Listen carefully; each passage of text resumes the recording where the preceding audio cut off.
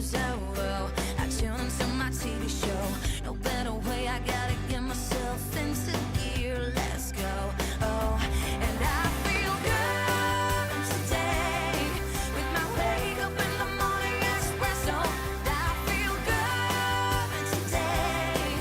It's my feel good breakfast show.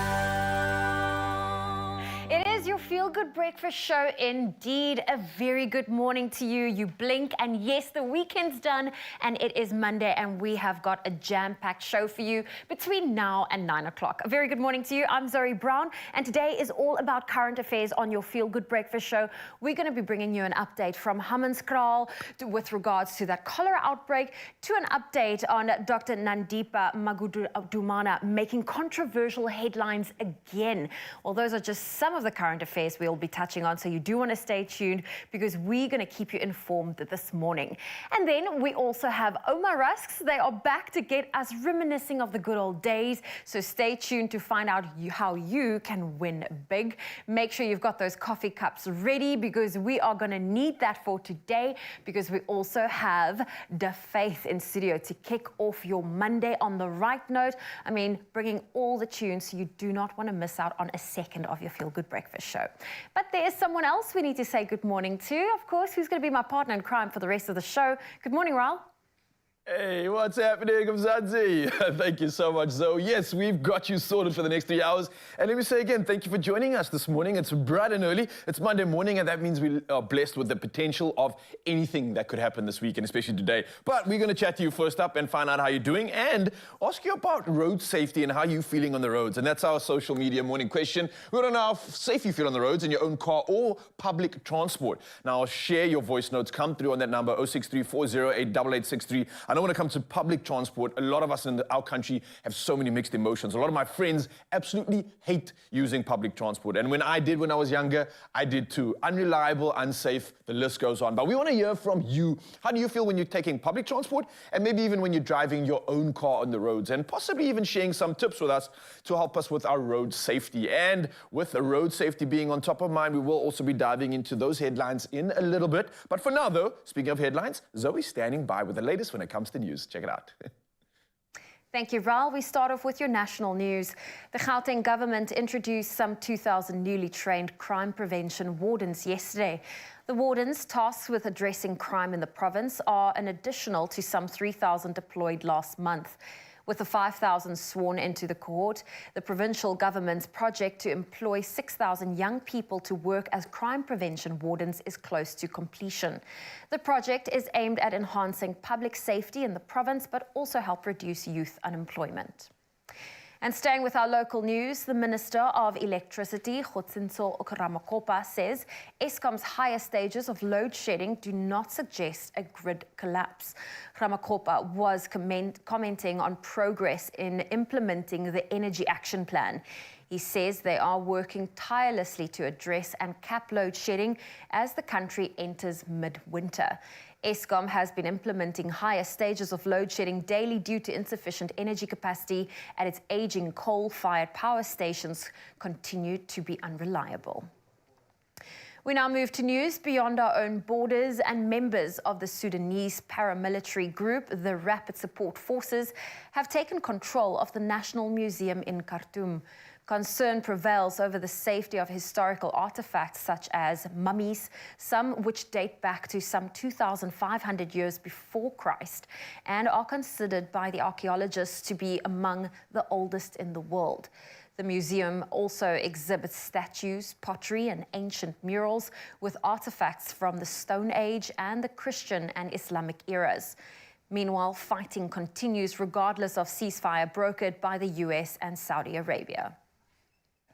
And staying with news abroad, China's Defense Minister Li Shangfu said yesterday that Beijing is open to a dialogue with the US military over their fast deteriorating relationship, but also warned against what he called NATO-like alliances in the Asia-Pacific. Confrontation between China and the US could be an unbearable disaster for the world, Li said. He was speaking at Asia's top defense summit currently taking place in Singapore. He added that the world was big enough for China and the US to grow together. And the icy cold winter morning in the City of Gold on Saturday quickly warmed when hundreds of colourful and beautifully knitted blankets were spread across Jeppe High School for girls' sports fields. This as the non-profit organisation 67 Blankets for Nelson Mandela Day is on tour through South Africa, showcasing the work of Knitwits for Madiba and handing them to those in need. The local blankets is a Leica tour, now moves to Durban and will end in Gqeberha. Well, there you have it. That was your morning headlines. Let's take a first look at your sport.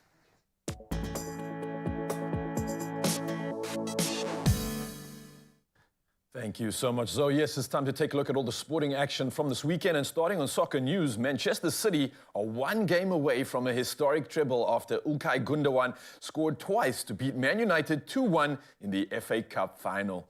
Now, Pep Guardiola's men can become just the second English side after United in the 98-99 season to win the Premier League, FA Cup and Champions League in the same season, should they beat Inter Milan to become European champions for the first time this Saturday.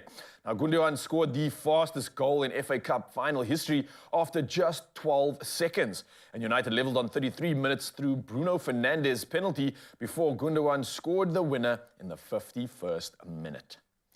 Well, sticking to football action right now and football news that might alarm some, Karim Benzema is to leave Real Madrid. Now, this after 14 years at the club. Now, the Ballon d'Or winning striker who joined the Spanish Giants from Lyon in 2009 will depart on a free transfer when the season ends. Now, Benzema, who had a year left on his contract, is set to move to Saudi Arabia after receiving a, and quote, record offer from Al Ittihad. This according to the Spanish football journalist Guillem Bilbao. Now, the 35-year-old won 5 Champions Leagues and 4 La Liga titles with Madrid. Next up in our sporting action, we head over to Formula One. Now, Max Verstappen cruised to a 3rd consecutive victory and his 5th in 7 races, and this to win the Spanish Grand Prix and take control of the season. Now, the Dutchman's 40th career victory extended his championship lead over teammate Sergio Perez to 53 points. Now, Verstappen was followed home by Lewis Hamilton and George Russell on an encouraging day for Mercedes. Well, last up in our sporting news, tennis action did not disappoint. Now, Novak Djokovic reached his 55th Grand Slam quarterfinal and record 17th at the French Open on Sunday with a straight sets win over Juan Pablo Varillas. Now, Djokovic eased past his 94th ranked opponent 6-3, 6-2 and 6-3. Now, the 36-year-old will face 11th seed Karen Khachanov for a place in the semi-finals, as well as Carlos Alcaraz, who slid into the quarterfinals after a straight set 6-3, 6-2 and 6-2 win over Lorenzo Musetti. Now, top seed Iga Swiatek thrashes Wang Jingyu 6-love, 6-love to reach the 4th round.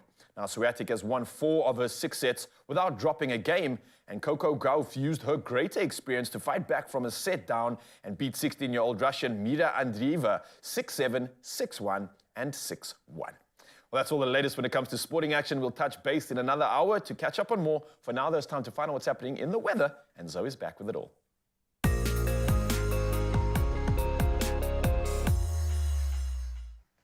Thank you, Raul. Well, let's start off with the city of Cape Town. They were yesterday attending to a high volume of electricity requests related to the severe inclement weather. Presently, city residents are experiencing cold and windy conditions as a second cold front moved into the province yesterday. Meanwhile, the South African Weather Service have issued several yellow level warnings for damaging winds and waves. Between Plettenberg Bay and Algoa Bay, and Plet and Coffee Bay, there's a possibility of disruption to harbours, medium and small vessels capsizing and large vessels dragging anchor. Over the Kama, Koga, Nelson Mandela Bay and Dlambe municipalities of the Eastern Cape, strong winds could result in damage to infrastructure and temporary structures. Well, that is an update on your news. Let's take a look at your temperatures. Starting off in Polokwane, a low of 10 and a high of 27 can be expected. Mbombela, 13:31. Pretoria at 10 with a high of 23 for today. Johannesburg, sunny, reaching a high, in fact, a low of 7, a high of 20. Mahikeng 423, Klerksdorp 1 reaching a high of 18, Kimberley 0 with a high of 15 for today. If you're in Bloemfontein, a low of -5 and a high of 16 can be expected. Richards Bay 13 with a high of 23, Pietermaritzburg 6 reaching a high of 20. Durban 15, 23, Mthatha 14 with a high of 19. If you're in East London, your low is 9, your high 19. Moving to Cradock, a low of 1, in fact, and a high of 15 can be expected for today. Gqeberha 7 reaching a high of 18. If you're in George, 5's your low, 16 your high. Cape Town 8:15. Worcester, your low is 6, your high 14. And Sutherland, expect a low of 1 with a high of 10. And Uppington 2 with a high of 18. Well, those are your temperatures. And of course, we didn't forget about those sunrise views. Melissa in GQ captured the sun rising up early this morning. Sasha Lee also in the Eastern Cape in GQ showing this spectacular view before jumping in her car. Just look at those tones in the sky. Arusha from Centurion enjoying those violet colors blazing up the sky. Omi from Keymouse also took this picture. Look at the sun rising up over the ocean. What an incredible view. Well, there you have it. Those are some gorgeous sunrise views that you do not want to miss out on. And we would love to see yours, so please share it with us on our WhatsApp line. Our number is 063 408 8863. Temperatures definitely are proving that it is chilly. But I've got something perfect for this right now. Let's head over this way. And of course, nothing beats cold winter mornings with soft, warm winter accessories, right? So style is in the detail, and adding a scarf or beanie can level up an outfit instantly, honestly, right now. And that's what I need. So I'm going to be doing just that. I'm going to elevate my look with this morning's winter scarf edition, right? And this one's from Woolies. Now, I love this. I mean, look at this. And, ooh, feel this too. It is really incredible stuff. This is going to warm up my winter. And let me show you how I put it on you, because we've got something exceptional. We've got some fringes added to the edges, which makes that sort of statement. And it has some extra warmth, so I can finally face this morning without the chill anymore. Now, I'm warmed up. I don't know if you can hear me. I hope I'm not covering the mic here, but I'm warmed up and I'm ready for the day, and I hope you are too. So you can definitely spoil yourself and get in on this warmth. And already I'm feeling a difference. And you can maybe also spoil Dad with some stylish, soft accessories and get this look just elevated, because he's going to absolutely love winter. So you can shop it online at Woolies and get 30% off gloves, scarves, and beanies. Now, this offer is valid until the 14th of June, and it's only available online. What are you waiting for? Get your warmth on. To join FAS, Fathers Against Socks, SMS the number on your screen. SMS is charged at 75 Rand. What's supposed to tell her that?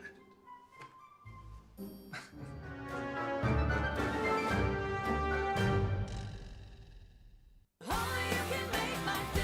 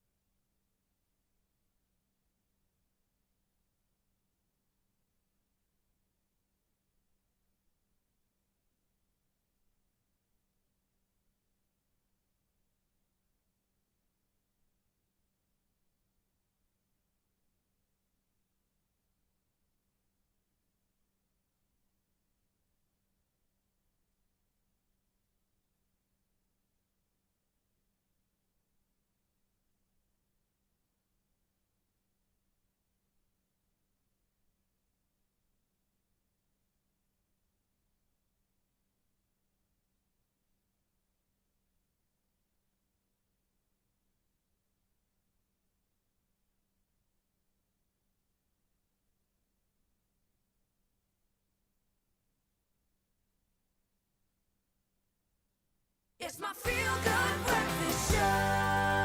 Oh, yes, Mzansi, welcome back to your Feel Good Breakfast Show. And let's get the show on the road. How? By bringing in an elite athlete. Yes, we got the Swissman Extreme Triathlon, which is one of the toughest endurance events in the world, and it covers a full Ironman distance, right? Now, we've got a 3.8 kilometer swim in a lake. There's a bike leg that goes over 3 Swiss alpine passes and takes 11 hours, while the run has an elevation of 2,000 meters. That's 2 kilometers and is 42.2 kilometers long.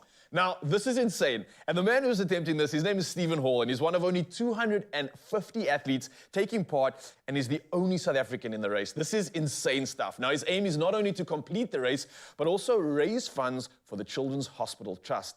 Ladies and gentlemen, let's put our hands together for this legend right here. Yeah. Whoa, man. Are you mad? Yeah. How you doing, bro, firstly? Yeah, lekker, man. So, certainly not an elite athlete. I'm just a regular Joe, but the mad part, probably. Yeah. Okay, a regular Joe that is then clearly doing the most. Look, you dude, you've done incredible things already. I see you've done an Ironman, you've done Comrades, which is insane, and it's taxing on the body. This is on a complete other level to that, man. This is like all of that combined into one on one day. Why would you do this? That's a good question. I mean, it's always been a bucket list. Yeah. I've got some mates who live in Switzerland that I grew up with, and so I always thought it was a cool idea.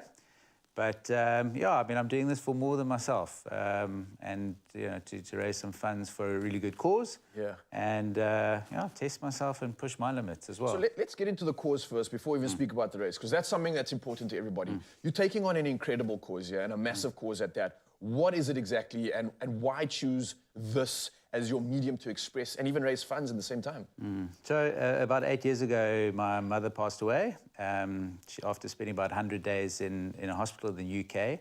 She was hooked up to a whole lot of life support machines and had great care there.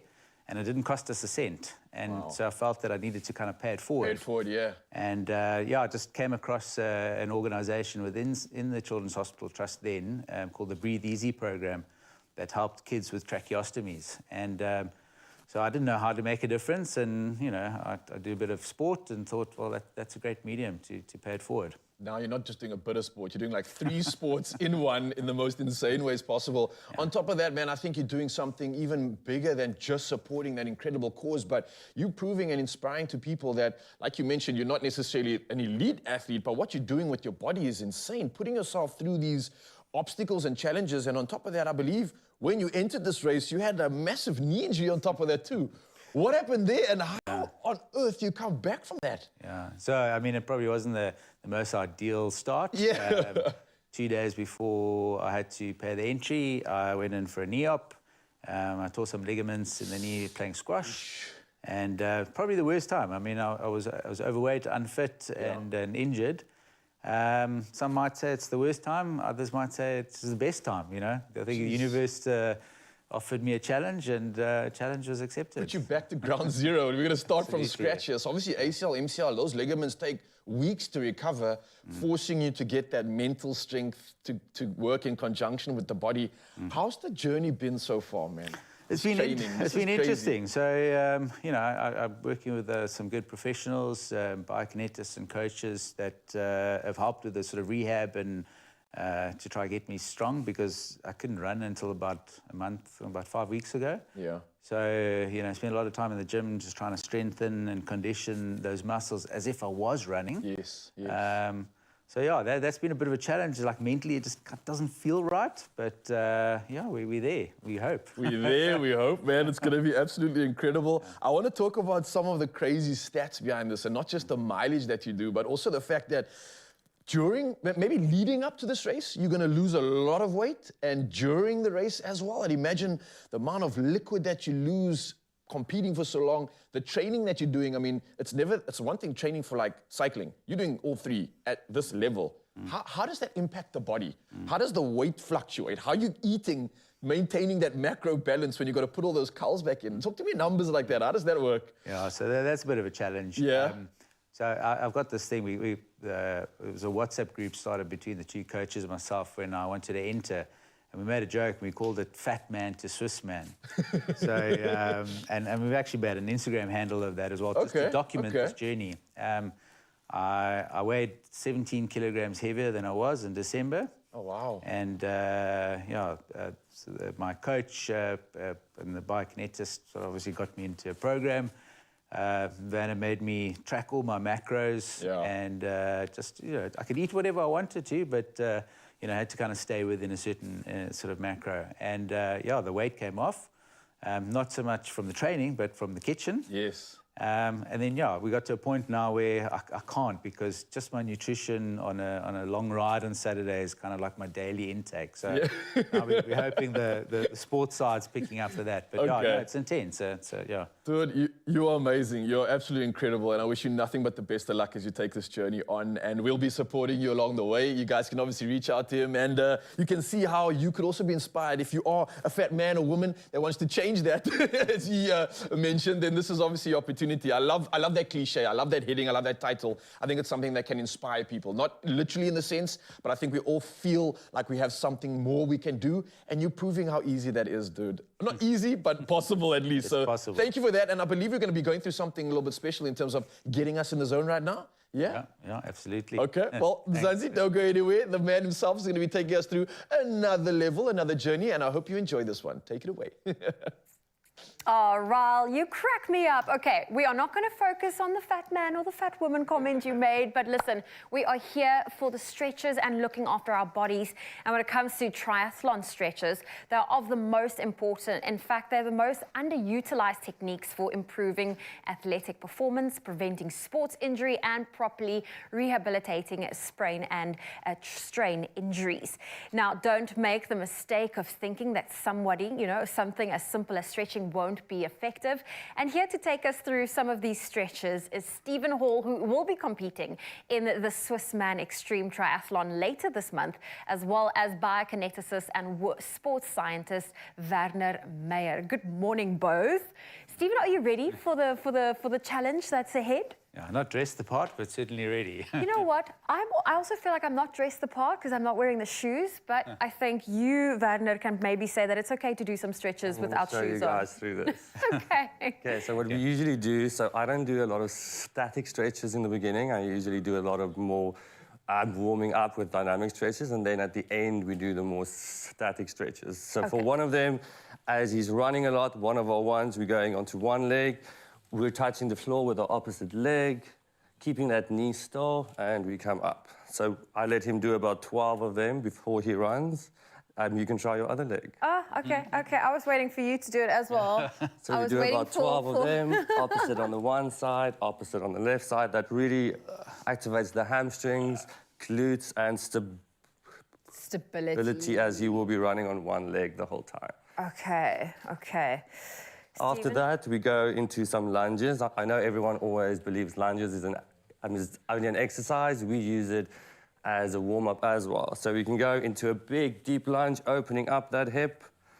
As we open that up, we go onto one leg and onto his toe as he runs on a lot of one activated movement. So we do about 8 of them on one side as well. And this is where he tells me, keep my knee forward. As you go down, always remember keeping that knee in line with the hip. So as you push up, use your one leg, your knee drops in, but that does take some time. That takes time to get to that point. Yes. Okay. And you'll obviously repeat that on both sides to make sure you're nice and warm. How does it feel doing it in your dress shoes for once? Wow, pretty cool, actually. This is usually the hour that we train together on Mondays at 6. Really? Monday, 6 Mondays o'clock? at 6. Mondays and Fridays, 6 Mondays to and 7. Fridays. That's how you end the week and start the week. I'm impressed. I'm super impressed. And then one more that we do for his hip opening is we do about 10 figure 4 stretches, then stand up to the other side and go down. And I don't like to hold them that long. I just hold them for about 2 seconds per side. Okay, I think this is something we all forget about, but I want to know from you, Steve, you are obviously, to get yourself ready on the start, the first day of race day, how long do you put aside to warm up and stretch and get your mind and body ready for go time? Yeah, look, I think, it starts the day before, just trying to zone in. On the race day, we've got to be on the boat an hour before because we get taken across the lake. So I guess that sort of hour before just helps me just try to get into the zone. I mean, before the swim, I'll do some stretches in the wetsuit, you know, to get my arms sort of stretched out. And then obviously 3.8 Ks of swimming. If I'm lucky, probably about 4.2 because we don't swim in a straight line. But yeah, also gives you an opportunity to kick, move the legs, open up things, and just kind of get my mind into it. Well, we are very excited to support you along this journey and very excited to see you succeed at it. But please don't go anywhere. I feel like we've done the pre-workout. We don't want you to go anywhere. We need to also make sure we look after our bodies after a workout. So stay tuned to your Feel Good Breakfast show. We'll have a post-workout workout. We'll see you now. Only you can make my day.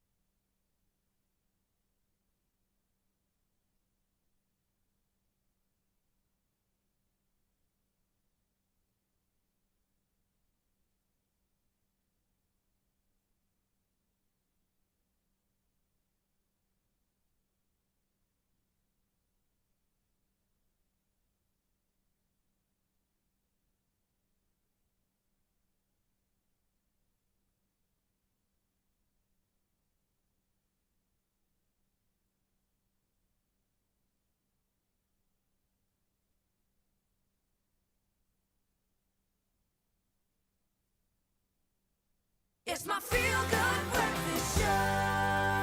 Welcome back. It is your Feel Good Breakfast Show. We hope you are nice and warm and toasty and you've got that cup of coffee ready. Now, earlier before the break, we were doing a bit of a stretching leading up to a triathlon. We are often, you know, when it comes to that vital piece of training and competition, I think a lot of us take stretching for granted. But if you are a triathlete, how do you get it? Well, better mobility means a faster recovery from a tough event or even training session. And it also will prevent common overuse injuries. Now, we have Stephen Hall and Werner Meyer with us here as they are back to demonstrate some of the best mobility exercises for triathletes as Stephen is about to do the Swissman Triathlon in Switzerland. We are very excited for you. When do you officially leave? The 19th of June. Okay. Yeah. Okay. The race is the 24th. Fantastic. Well, listen, we want to be here with you. I mean, Werner, you are about to just take us through a post. Let's say we are now done with our exercises. What are some of those key muscles and stretches we can do to just cool down? Okay, so usually afterwards, that's when I will do my more static stretches. So afterwards, we will lay down. And then we just, the one we usually do with Stephen is the figure 4 stretch. It really opens your hips and gets your glutes going. I'll hold them for usually like half a minute on the left and the right side. And you can move to the other side, figure 4. Again. Oh, I can feel that in the glute. You're going to feel it on your right glute. Yes, I'm feeling it. Is it possible that you're like a little bit more flexible on the one side than the other side, or is it just, Are you I think I'm now right-handed? finally into it? Yes, I am. And you'll probably be a little bit more tighter on your right side. Okay. After that, for some hip openers, I like to go in with the knees, open those hips after a long training session. Also, I do that for like half a minute twice. As you can see, Stephen is very flexible. Yeah. And he's doing it in jeans. It's impressive. Doesn't feel that flexible. And then after that, just to open the hips again, some adductor stretches. I usually do them also half a minute, 2 to 3 times with Stephen. How's that? Very good. Always up with the toes, Up out. with the toes. Stephen, are you traveling by yourself, or is your team joining you? Do you have a support team going with you? Yeah, I've got friends that live in Switzerland. Okay. So they're going to be the sport team. And I've got another friend who's actually traveling. He's going to be in Switzerland beforehand, so he's going to join us. Yeah. Fantastic, fantastic. Oh, that's one place I still want to go to, is Switzerland. So we will be living vicariously through you. Yeah, I think if there's one thing I'm going to take out of this race is obviously just the beauty of what Switzerland has to offer. I think it's going to be one of the most incredible settings to take part. I just hope I get a chance to actually look at the view and smell the roses. And enjoy the flowers along the way. Exactly. I absolutely love that, Wallace, and we wish you all the best of luck. Werner, I feel like we only got into 3 stretches. Were there anything else you wanted us to focus on? Anything else as well? The last one is just, and then at the last hip opener is pulling your knee towards you and opening up to the side that you're stretching. Again, you're going to feel your right side stretch there. Yes. I The more also you call turn, this, the more you're going to I feel know, it. as a biokineticist, you'll probably frown upon it, but it's like the back clicker, where you just give your body a little click. Then hang about half a minute on the other side and rotating completely towards your knee. Fantastic. Now, Stephen, will we be able to keep up to date with anything that you'll be doing? Is there someone that's going to post on social media with some updates, or you know, is there a way for us to be able to track you in a way without stalking you? Yeah, absolutely. So there's actually an Instagram profile or handle called Fatman to Swissman. Okay. There'll be updates on there, so yeah, you can check it out. Fatman to Swissman. Fantastic. And Werner, if people want to get a hold of a biokineticist and they're not sure where to go, where can we direct them to? We have a practice in Cape Town and one in the Durban area as well. And then, yeah, anywhere on the website, you can get anyone to help you. Incredible. Well, there you go. Thank you so much for today. And Stephen, we are wishing you all the best for this incredible journey that you're doing. Thank you very much. Thank you. Yeah, Stephen, good luck to you. And of course, let me say good luck to the next potential lucky winner, because of course, it's time to congratulate somebody. Don't go anywhere. It's happening right now. Introducing new Panado Pediatric Syrup 5ml sachets. They're really convenient to pack and easy to use, so you're always prepared for pain and fever, anytime, anywhere. Oh yes, you know what time it is. Now, daughters make your day brighter and they leave a little sparkle wherever they go. Now, Panado gave you the chance to nominate a deserving daughter to receive a 2,000 Rand cash dose of care. So, ladies and gentlemen, we have our winner. Put your hands together for... Who's it gonna be? Alyssa Crowd! Yes! Now, her mom wrote the following and entered for saying, Mom Heather entered saying, winning a hashtag dose of care for my daughter will be a grand stepping stone towards her future, seeking opportunities for her. Now, she deserves it because she's always willing to go that extra mile to try out new ventures to make her feel confident. Hashtag Panado SA. I absolutely love it. Thank you so much for entering. And we have Heather and her daughter, Alyssa, on the line. Let's say good morning. How's it, guys? Good morning, Expresso show presenters and viewers on this beautiful Monday. Oh, Good morning, nicely everybody. done. I think you have done the intro of the day. You should be coming on this side. Are you? Well done, guys. Thank you so much for entering this competition. I love the energy. Alyssa, I want to chat to you. What do you love most about your mom, apart from the fact that she said such incredible words? There's so much to say, but the best thing that I love about my mom is just how friendly she is, the ability that she has to light up every room that she walks into, how she's always encouraging me to do my best, and how unintentionally funny she is. And the best one, because the way to my heart is through food, is her cooking, because my mom is one of the best chefs that I know. Oh, well played, moms. Well played. I absolutely love it.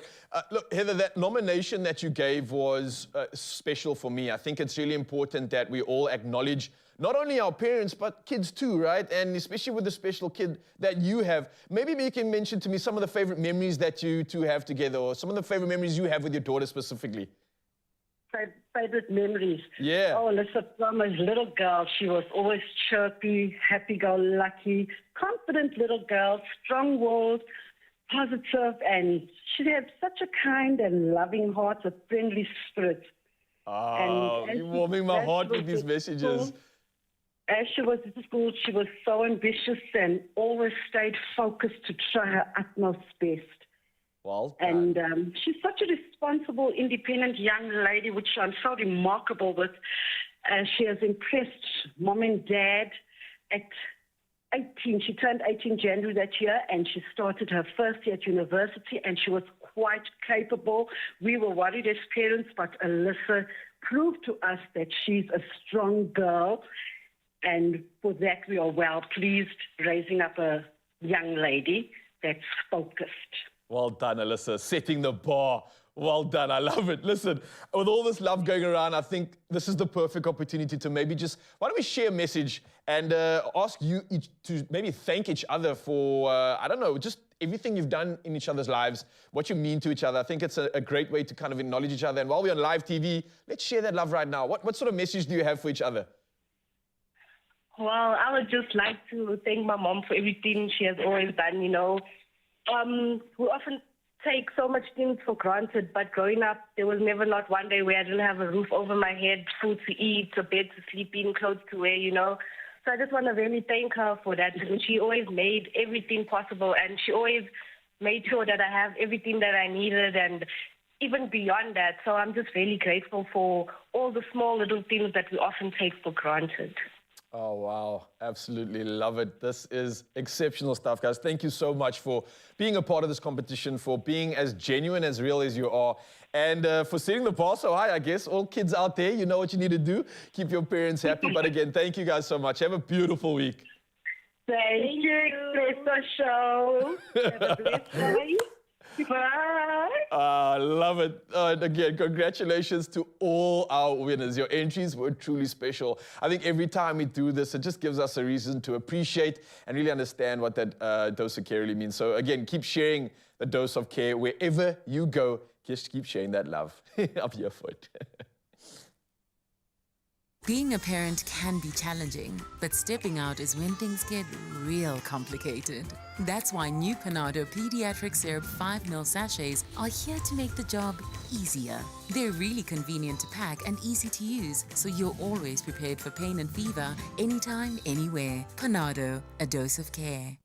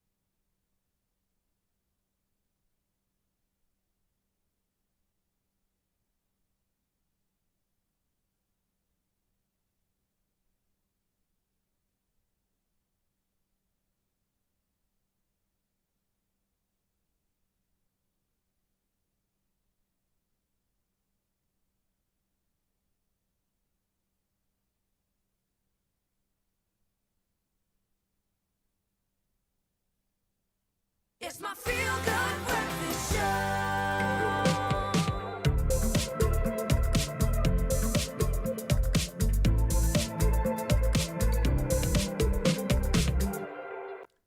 Oh, yes, Mzansi, you know what time it is. It's time to let loose, have some fun, and find out what's happening in the world of TikTok. But this time it's a little bit more serious now. The World Health Organization reports that there's a high number of road accidents during holidays when people's travel becomes greater, and that's in terms of its distance, right? Now, other issues like fatigue, unroadworthy vehicles, speeding, faulty brakes, and even alcohol abuse are also, of course, contributors to road accidents. Now, we're going to be turning to the world of TikTok, and that's to see what creators are doing to help spread this message of keeping safe on the roads, which is oh so important right now, right? Really important. Yeah. And I mean, listen, let's kick it off with content queen Nadia Jafta, who in fact joined forces with the Western Cape government to create awareness around road safety. Now, this one is super important, and this one also speaks to, you know, being distracted while driving, especially people with their cell phones. You know how shocking it is when you notice the amount of drivers on the road and driving, distracted by their cell phone. So let's take a look at the video that Nadia Jafta created.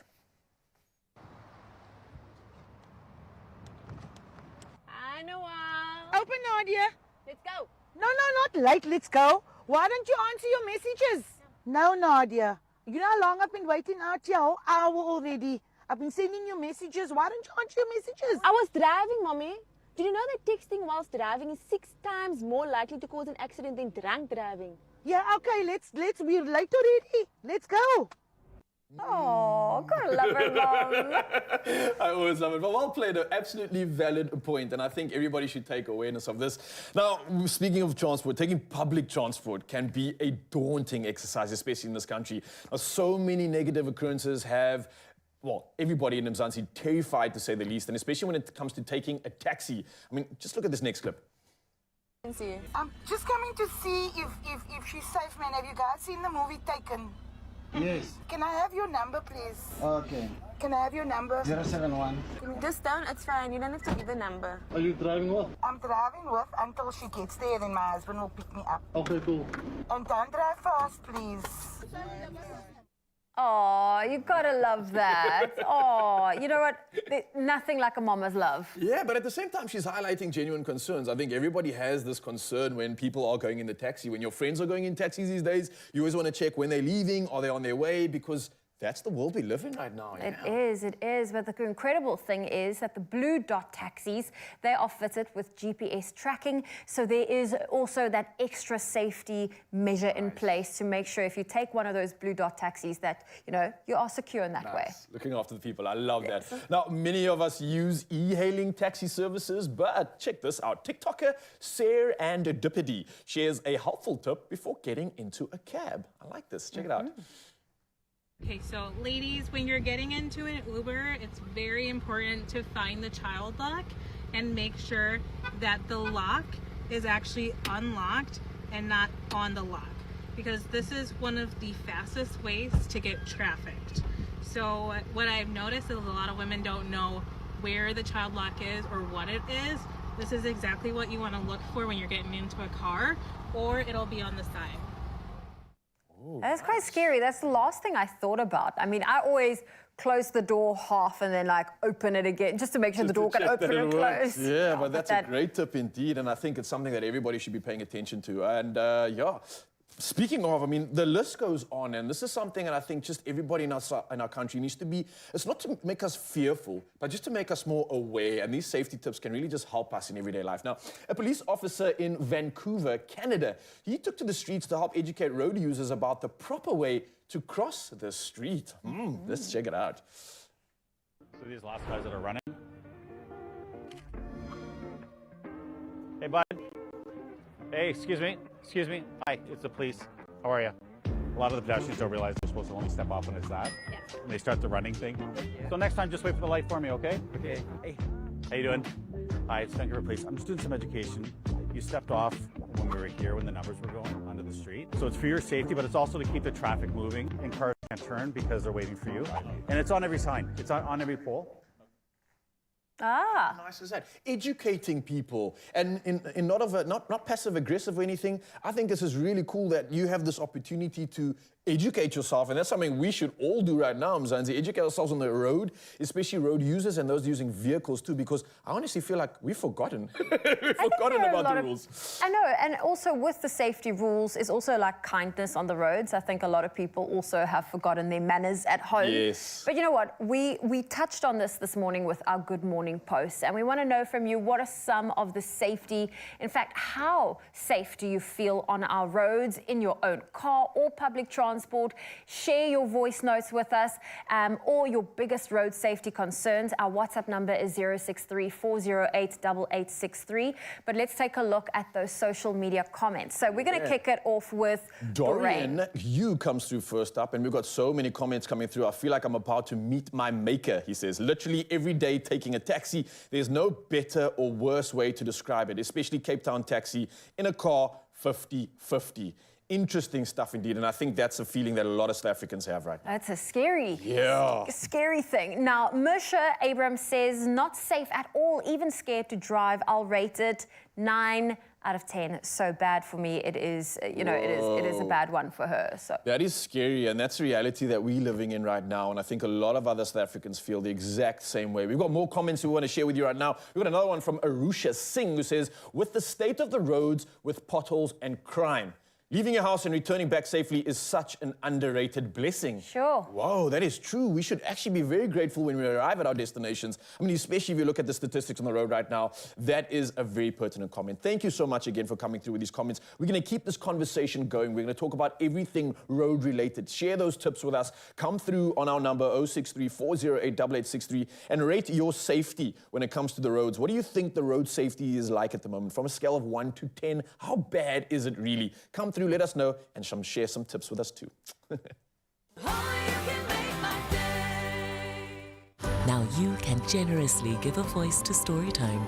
Visit our library of homegrown audio stories at cadbury.co.za.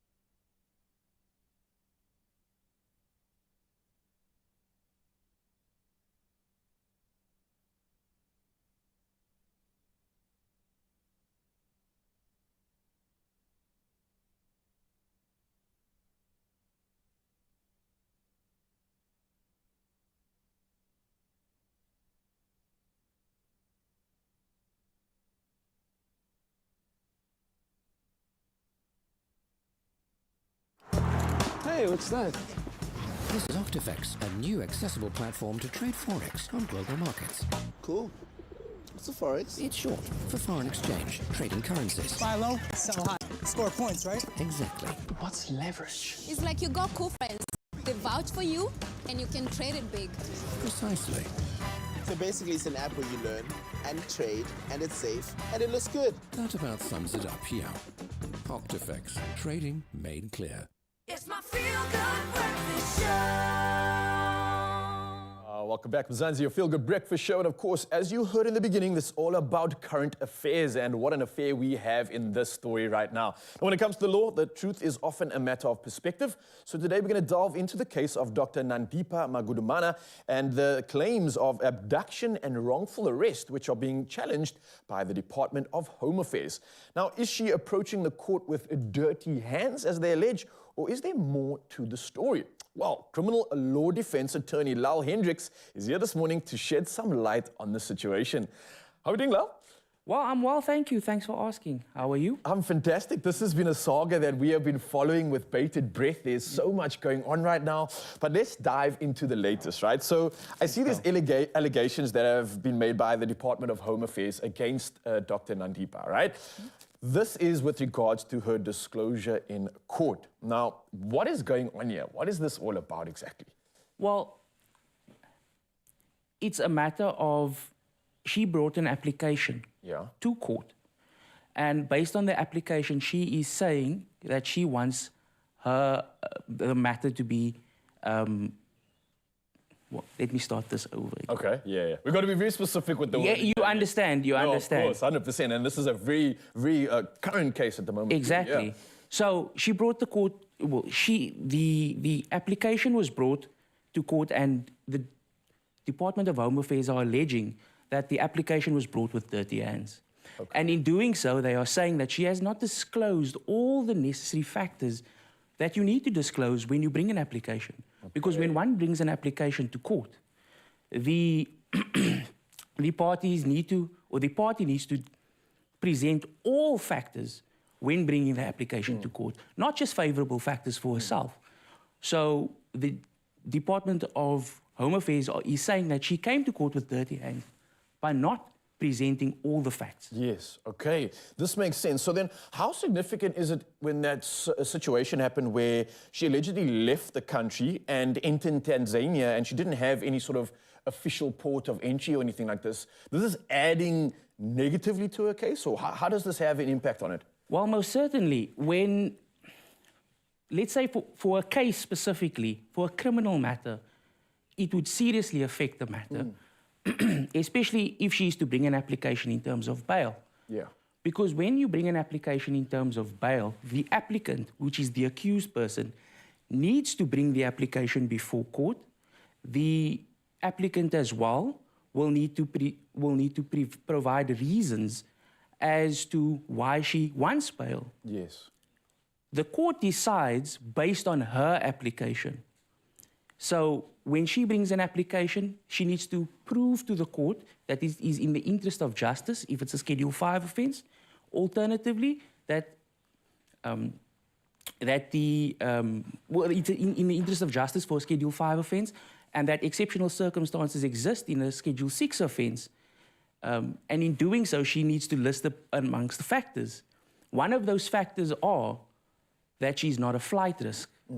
And you can imagine if you aren't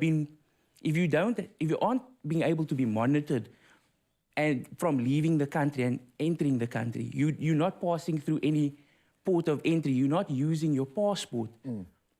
How are you going to instill confidence? That's a bit suspicious, man. Yeah, how are you going to instill confidence in the court that you're actually able to come to court and will attend your trial, right? That you will be secured so that court can set bail. If you're not providing those necessary assurances to the court.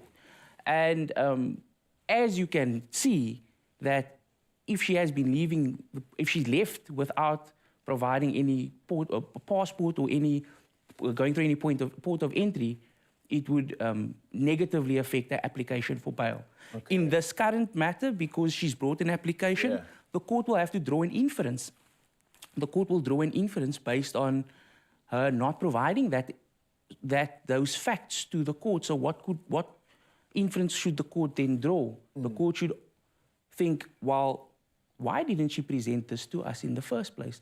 Why did the Department of Home Affairs have to present this evidence. Yes. So lots of questions, suspicious behavior. I'm not a lawyer, I'm not a detective, but this seems like someone running. But I'm not going to say anything. This is just my opinion. Well, the facts will be left in court, I think. You must remember that applications get brought, applications get responded to. There are two sides to every story. Of course, yeah. You know? Of course. Whether she left the port, we don't know. I don't know the necessary facts regarding the application because I'm not privy to that information. Yeah, and it seems like the department isn't because they're having to get more information based on the fact that it hasn't all been handed over. Now, here's something interesting. Now, I see that the department actually denies claims of abduction and being blindfolded, which was the claims that I believe she made, right? They're denying this. How does this add to the credibility that we've already put in question here now? Well, so it's a version. Yeah. It's her version of events. So that would then have to be weighed up against what the state or the Department of Home Affairs is presenting. When her version has to be tested, so you bring when the application is brought, you'd have to. Okay, let me. It's very difficult to explain without going into legalese, you know. But where there is a dispute of fact, the court then can either, based on the papers before it, so the respondent, the affidavits presented to it, make a decision on that basis, or alternatively, hear oral evidence based on that, based on the material dispute of fact. And when they hear oral evidence based on the material dispute of fact, the court then makes a determination therefrom. Now, of course, if she is successful, it would affect the credibility greatly because she would then be found to have the more strong version. There's a case, Ibrahim, State versus Ibrahim. It's a 1991 case, which is similar facts. ANC operative fled. He was brought back. Was he brought back or deported? No, he was brought back. Okay. You know, outside the bounds of the law, if we put it that way, by South African police. Yeah. He was eventually acquitted based on that. So... And that was what? Because they didn't have jurisdiction to actually do what they did? 100%. The case basically said the government cannot act illegally and unlawfully and expect the court systems to abide legally and lawfully. You're throwing the justice system into disrepute, essentially. People are going to be vigilantism because if the government is acting this way, why can't we? Yes, so of course. He was then acquitted. So which means that if she is successful, her version of events, it's loads of credibility to what she's saying. Interesting stuff indeed. Well, look, I have so many questions. And again, this saga for me is something that is becoming very interesting. And it appears to me, and this is just my personal opinion, I'm not speaking on behalf of anybody here, but it definitely does appear to me that this is a stalling tactic. This is something of trying to find every option we can to let this thing go on and try to defend myself at the same time. But it seems like we don't have all the facts yet still. We're still accruing a lot of evidence in this case. We're still accruing a lot of information to actually make these decisions factual or not, right? I actually think it's a wonderful strategic play by the defense attorney or the counsel. My personal opinion, obviously, is now she's got two bites of the cherry. If she's successful with the application, it would render her free. However, if the application fails, she still can apply for bail. She can apply for bail. Wow. In a criminal matter. Wow.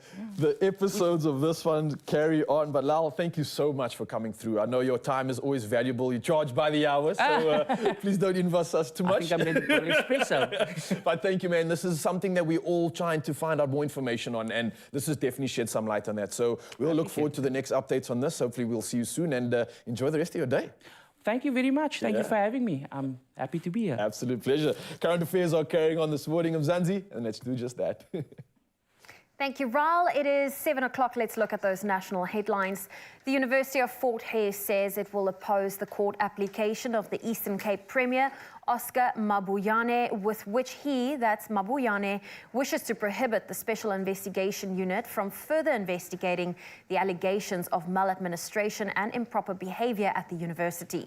Mabuyane is reported to be one of the politicians who obtained qualifications from the university illegally. The university's management isn't affected as the investigation is directed at irregularities in the university's Department of Public Administration at its Bishu campus. And staying with our local news, the Gauteng government introduced some 2,000 newly trained crime prevention wardens yesterday. The wardens tasked with addressing crime in the province are an addition to some 3,000 deployed last month. With the 5,000 sworn into the cohort, the provincial government's project to employ 6,000 young people to work as crime prevention wardens is close to completion. The project is aimed at enhancing public safety in the province, but also help reduce youth unemployment. Now, moving to news abroad, the cause of India's deadliest train disaster in decades was linked to the signal system, the Minister of Railways, Ashwini Vaishya, said yesterday, as families searched hospitals and morgues for missing relatives, with death expected to top 290. Some 900 people were injured. It's believed a signaling error had sent the Coromandel Express running south from Kolkata to Chennai into a sidetrack. It slammed into a freight train and the wreckage derailed an express train running north. Staying with news beyond our own borders, members of the Sudanese paramilitary group, the Rapid Support Forces, have taken control of the National Museum in Khartoum. Concern prevails over the safety of historical artifacts such as mummies, some of which date back to some 2,500 years before Christ and are considered by the archaeologists to be among the oldest in the world. The museum also exhibits statues, pottery and ancient murals with artifacts from the Stone Age and the Christian and Islamic eras. Meanwhile, fighting continues regardless of ceasefire brokered by the US and Saudi Arabia. And some 200 top South African firefighters and 15 managers left on Saturday to assist in battling huge blazes in Alberta State, Canada. After some brief game watching in the Kruger National Park, they departed from the Kruger Mpumalanga International Airport at 3 p.m. Reinforcements numbering about 200 are due to follow soon. The South Africans will be joining hundreds of firefighters from Australia and New Zealand in Alberta, which has seen some 550 wildfires this season. Good luck and may you all return unscathed. Well, that is your headlines for 7 a.m. Let's take another look at your sport.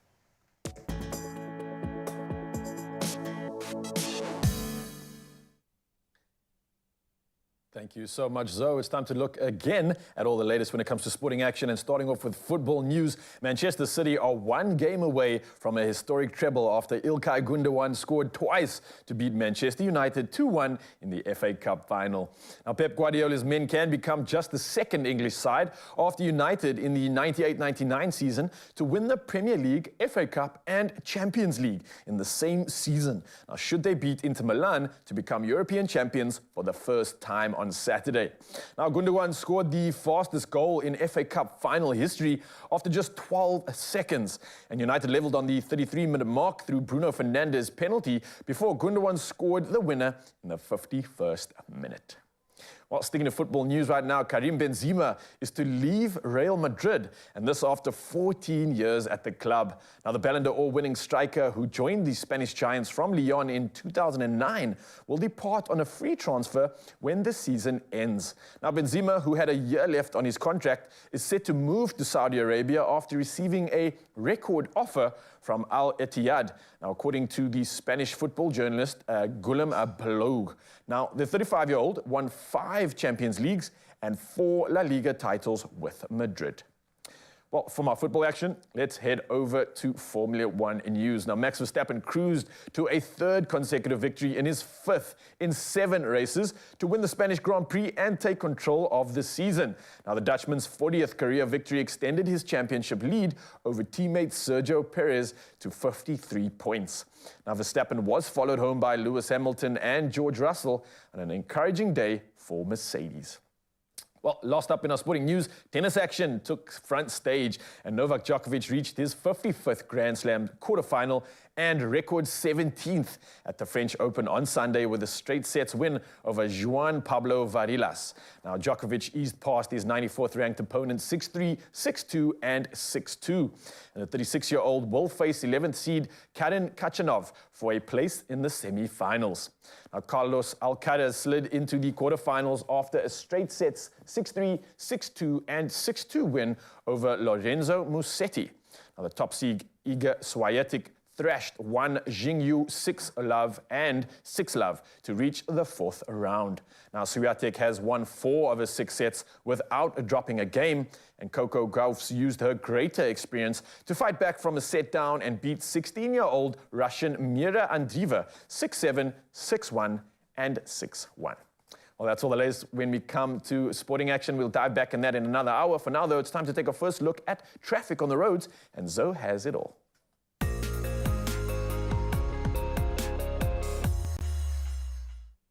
Thank you, Raul. Let's start off with traffic in Diepkloof, Johannesburg. There's some protesting at the N12 East at the Diepkloof interchange. Please use an alternative route until further notice. And then if you're in Athlone, Cape Town, there's some congestion on the N2 inbound at Jakes Gerwel Drive. Do expect delays and allow for some extra travel time. That's a first look at your traffic. Let's take another look at your weather.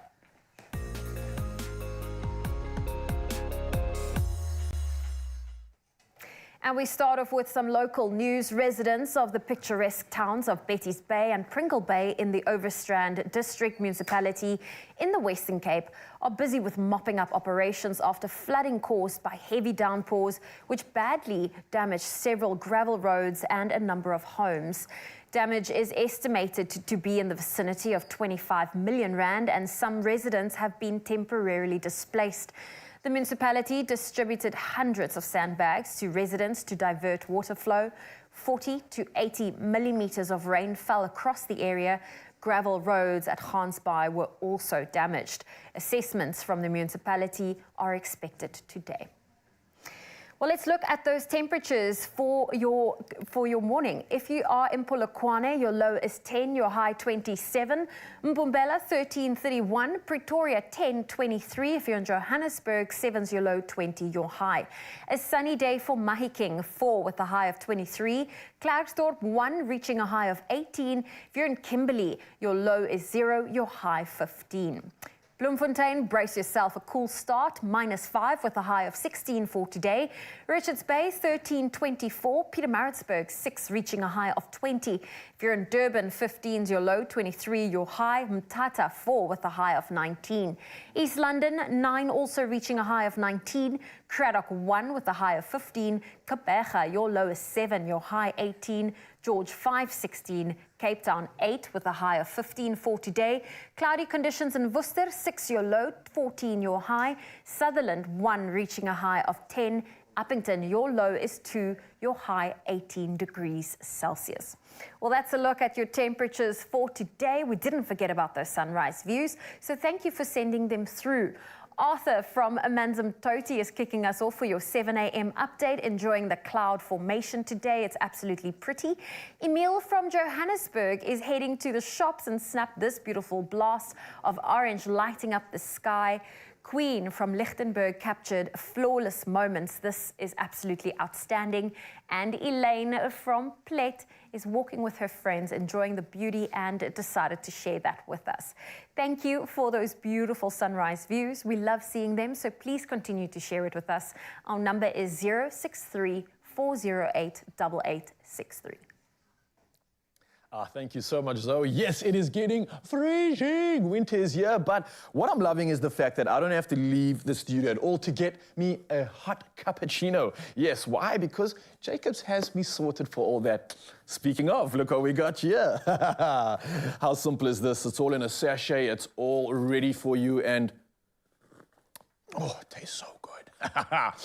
And you need to do the exact same. Go fill your cups up right now, because after this, we're diving into all the headlines, and an Angolan superstar is here. I'm talking about Da Faith in the building. We'll see you after this. Don't go anywhere.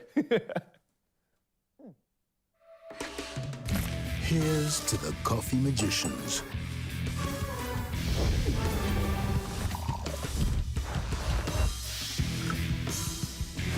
The ones who know what you get out starts with what you put in.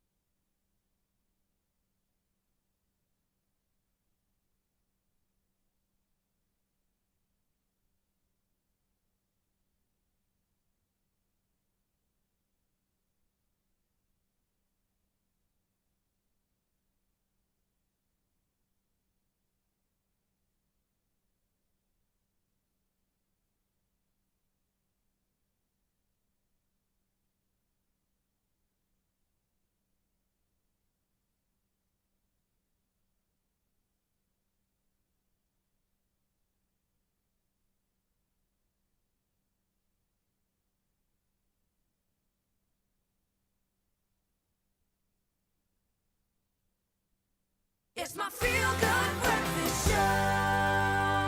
Oh yes, Mzansi, welcome back, your Feel Good Breakfast Show. And what a show it's been, diving into all the headlines that are making waves this morning, and especially in our country. Now we're going to carry on with that right now, because the South African Reserve Bank has warned of dire consequences should the country face censure due to its stance on Russia's invasion of Ukraine. Now these sanctions do not only hold severe consequences for the South African government, but for the South African people as well. This is interesting stuff indeed. Now we're going to be joined by a lady. The name is Natasha Lord. She's also a tax specialist, and she's here to break it all down with us. It's time with, Tax with Tash, I believe is the name. But first, let me welcome you here. How are you doing? I'm good. Thank you for having me. It's a cold day. It's a cold day. Hopefully you can warm us up, because there's so much anxiety and uncertainty around what's going on with our country. Our brand and our image is being changed quite a bit. Yeah. But let's talk about exactly what is happening with this warning that has come through from the South African Reserve Bank. Yeah. Is this something that has been unexpected, considering everything that is happening around us? And what are the implications of this? What does this warning actually mean? Yeah, I think it's a little bit unexpected, because we're looking at this war taking way longer than we initially anticipated. And obviously, us being associated with BRICS, us being associated with Russia, this becomes a bit of an issue for us if we are not taking a neutral stance and actually acting like we are neutral. Ooh. So what is happening is that I think the West is a bit wary of us saying we're neutral, but perhaps not necessarily having neutral activities, especially with our tight economic ties with Russia and us being part of the BRICS nation. Yeah. It's an interesting game you're playing where we're trying to just be like neutral to everyone, but it seems like the perception's not exactly that. We'll dive into that in a bit. I want to talk about these sort of sanctions that potentially could take place. What would that mean for, let's say, traditional investors? What is that effect going to have on them? So it will affect our currency a lot. So if we're seeing that we're not being neutral, foreign investment can be hampered. And if that is the case, then we're going to face a lot more when it comes to inflation, and our rand will take a knock. Ooh. And so where we put our rand and how far that goes, and also just the economic activity that we're experiencing in the country will be affected. That goes down to just normal employment, suppressed economic activity. We've already seen our inflation go up just to curb our inflation right now. So we really want to make sure that we are seen as neutral. And we're kind of like the stepchild now, because we do trade a lot with China, we do trade a lot with Russia, but we also trade a lot with the US. Yeah. And right now we have ideological discrepancies, or just, we're polar opposite right now, and we're kind of a tug of war in between. And we really need to be seen as neutral, because we can't layer load shedding, we can't layer our economy shrinking, because we've had to adjust for that now. SARB has actually adjusted for that. So we can't layer all of that and then also having potentially direct or indirect sanctions. So now's not the time to be playing games. We need to maintain the status quo. Yeah, we can't have that happen right now. And there's another thing that I feel this impacts quite a bit, SWIFT payments, right? Yeah. Which is, anyone doesn't know, the Society for Worldwide Interbank Financial Telecommunications Systems. That's SWIFT payments that are essentially used for foreign payments to come into the country, right? Yes. If that isn't an option anymore because of this, how would we receive money? Is that possible even? It is. So I mean, we're aligned with India. India also has a SWIFT kind of system. Okay. However, it's not going to be an easy thing. That'll be a huge knock. And I mean, Russia has already experienced a decline due to things like that, due to being excluded from global economic trade and activity. So it's just not something that we want to do, because to adjust, we have a lot going on. We have a lot going on. You can say that again. Yeah, and so to really be excluded from global trade is not something that we want to do. It's something that we should try and avoid at all costs. And so, again, if we do that, suppressed international investment into our country, and again, we need that, because that is what we do. We export, we import, and we need to be global players. We need to be global players. I'm loving this conversation. It's giving me more understanding of how important this actually is right now, because it's going to affect pretty much all of us, right? Yeah. I look at things like you mentioned inflation. You mentioned the fact that the exchange rate isn't doing great either. So we're in a situation where we need to tend to this matter as soon as we can and make sure that we are, I guess, seen in a better light, right? Exactly, yeah. Okay, I got you. This conversation's going to carry on. Tasha's not going anywhere. We've got a part 2 in just a bit. So we're going to be delving into more of the headlines that are making waves. But before we do that, there's someone in the studio that's going to be making waves right now. Well, listen, ladies and gentlemen, joining this morning on your Feel Good Breakfast show is multi-talented, award-winning and chart-topping musician De Faith. He is in the building with 15 years of experience in the music industry. I mean, it's incredible how you've established yourself, and we're very excited to have you here today. Thank you. But how would you define your success? It's always such a tough question to answer. Yeah. Success is, I think, just the ability to allow others to win with you, and also be able to be impacted by in a positive way. And that's just what we're trying to do. Let the community know that anything is possible. It don't matter where you come from or what you've done or whatever it is that you're going through. You just gotta go out there, work, and be honest and authentic. And that's what the world needs. We need more authenticity. We need more people that are honest and also willing to be vulnerable. Yeah. Now, De Faith, I need to ask you this, because where we come from, it's part of our story. Yeah. So where did your story begin that brought you here to Expresso? Yeah, my story started in Angola, Wela Lubango, a very small reggae community. But at 1995, my aunt stayed here in South Africa. So my mom decided, hey, you better go with your auntie. Some like, the Fresh Prince, but it didn't pan out like that, came over, went through some things, ran away from home because of that. Stayed on the street for about 2 years. But community of Mitchell's Plain, man, kind of took me in, helped me out, gave me a hope. And yeah, a couple of years later, we are sitting here with you and able to explain our story. So it's just about community and people believing in you. That's why you are bringing the faith to Expresso. I love that. I absolutely love that. Now let's talk about this new single that you are releasing on the 10th, which means you at home are getting a sneak peek of this track called Coca-Cola. Definitely. Coca-Cola is just a song that is really, you know, when I look at my wife and my daughter, I'm kind of like thinking, you know, like, what do I need to do as a man in the world today? You know, so many things are happening. I'm not the perfect man, but, you know, just being able to let them know that my love for you is like when I will open a bottle of Coca-Cola. You know, when I drink and I'm refreshed and I feel good about it. I think that was the motivation, and we wanted to let women feel special, and not just in the sense of being sexualized, but in the sense of being loved and protected and being given the opportunities to be who they need to be. Listen, you're a wise man and we are here for this performance. Here's an exclusive look at the song Coca-Cola, The Faith. He's also being joined by Jude Harris. So enjoy this performance.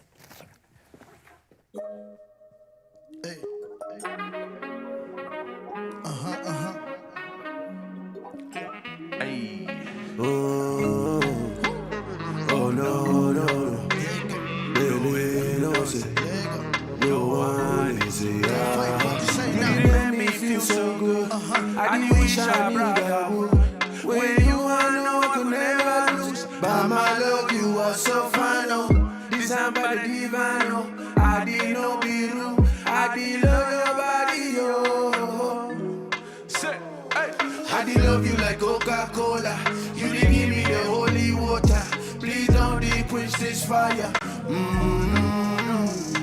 Can I love you, they love you, girl?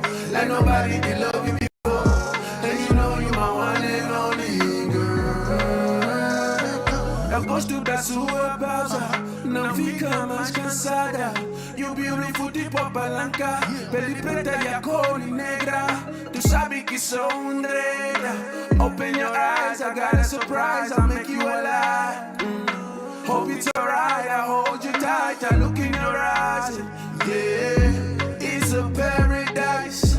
All I know is I didn't need you by my side, baby. You make everything alright.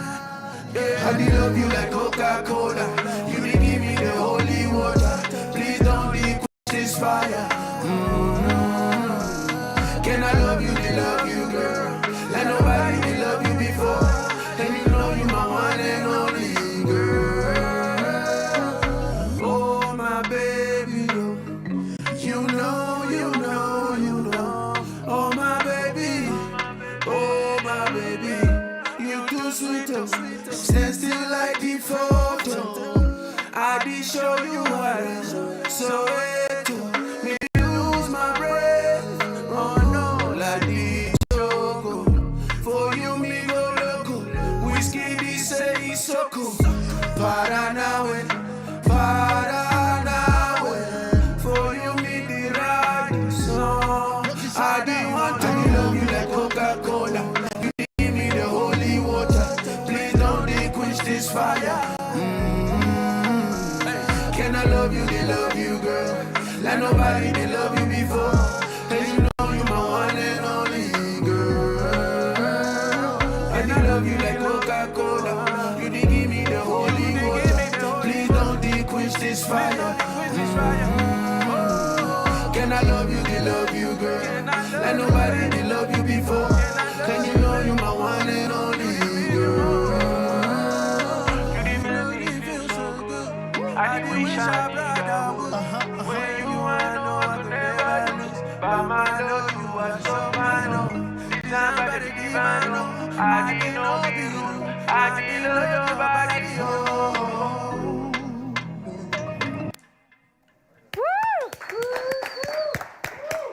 That faith on your Feel Good Breakfast Show. What an incredible way to kickstart the week. Joda, it was great having you perform alongside of Faith, and what an incredible performance. Love that track, Coca-Cola. It is releasing pretty soon, so do stay tuned for more of those details on the Faith's social media platforms. But we are looking forward to more performances, so please stay tuned to your Feel Good Breakfast Show.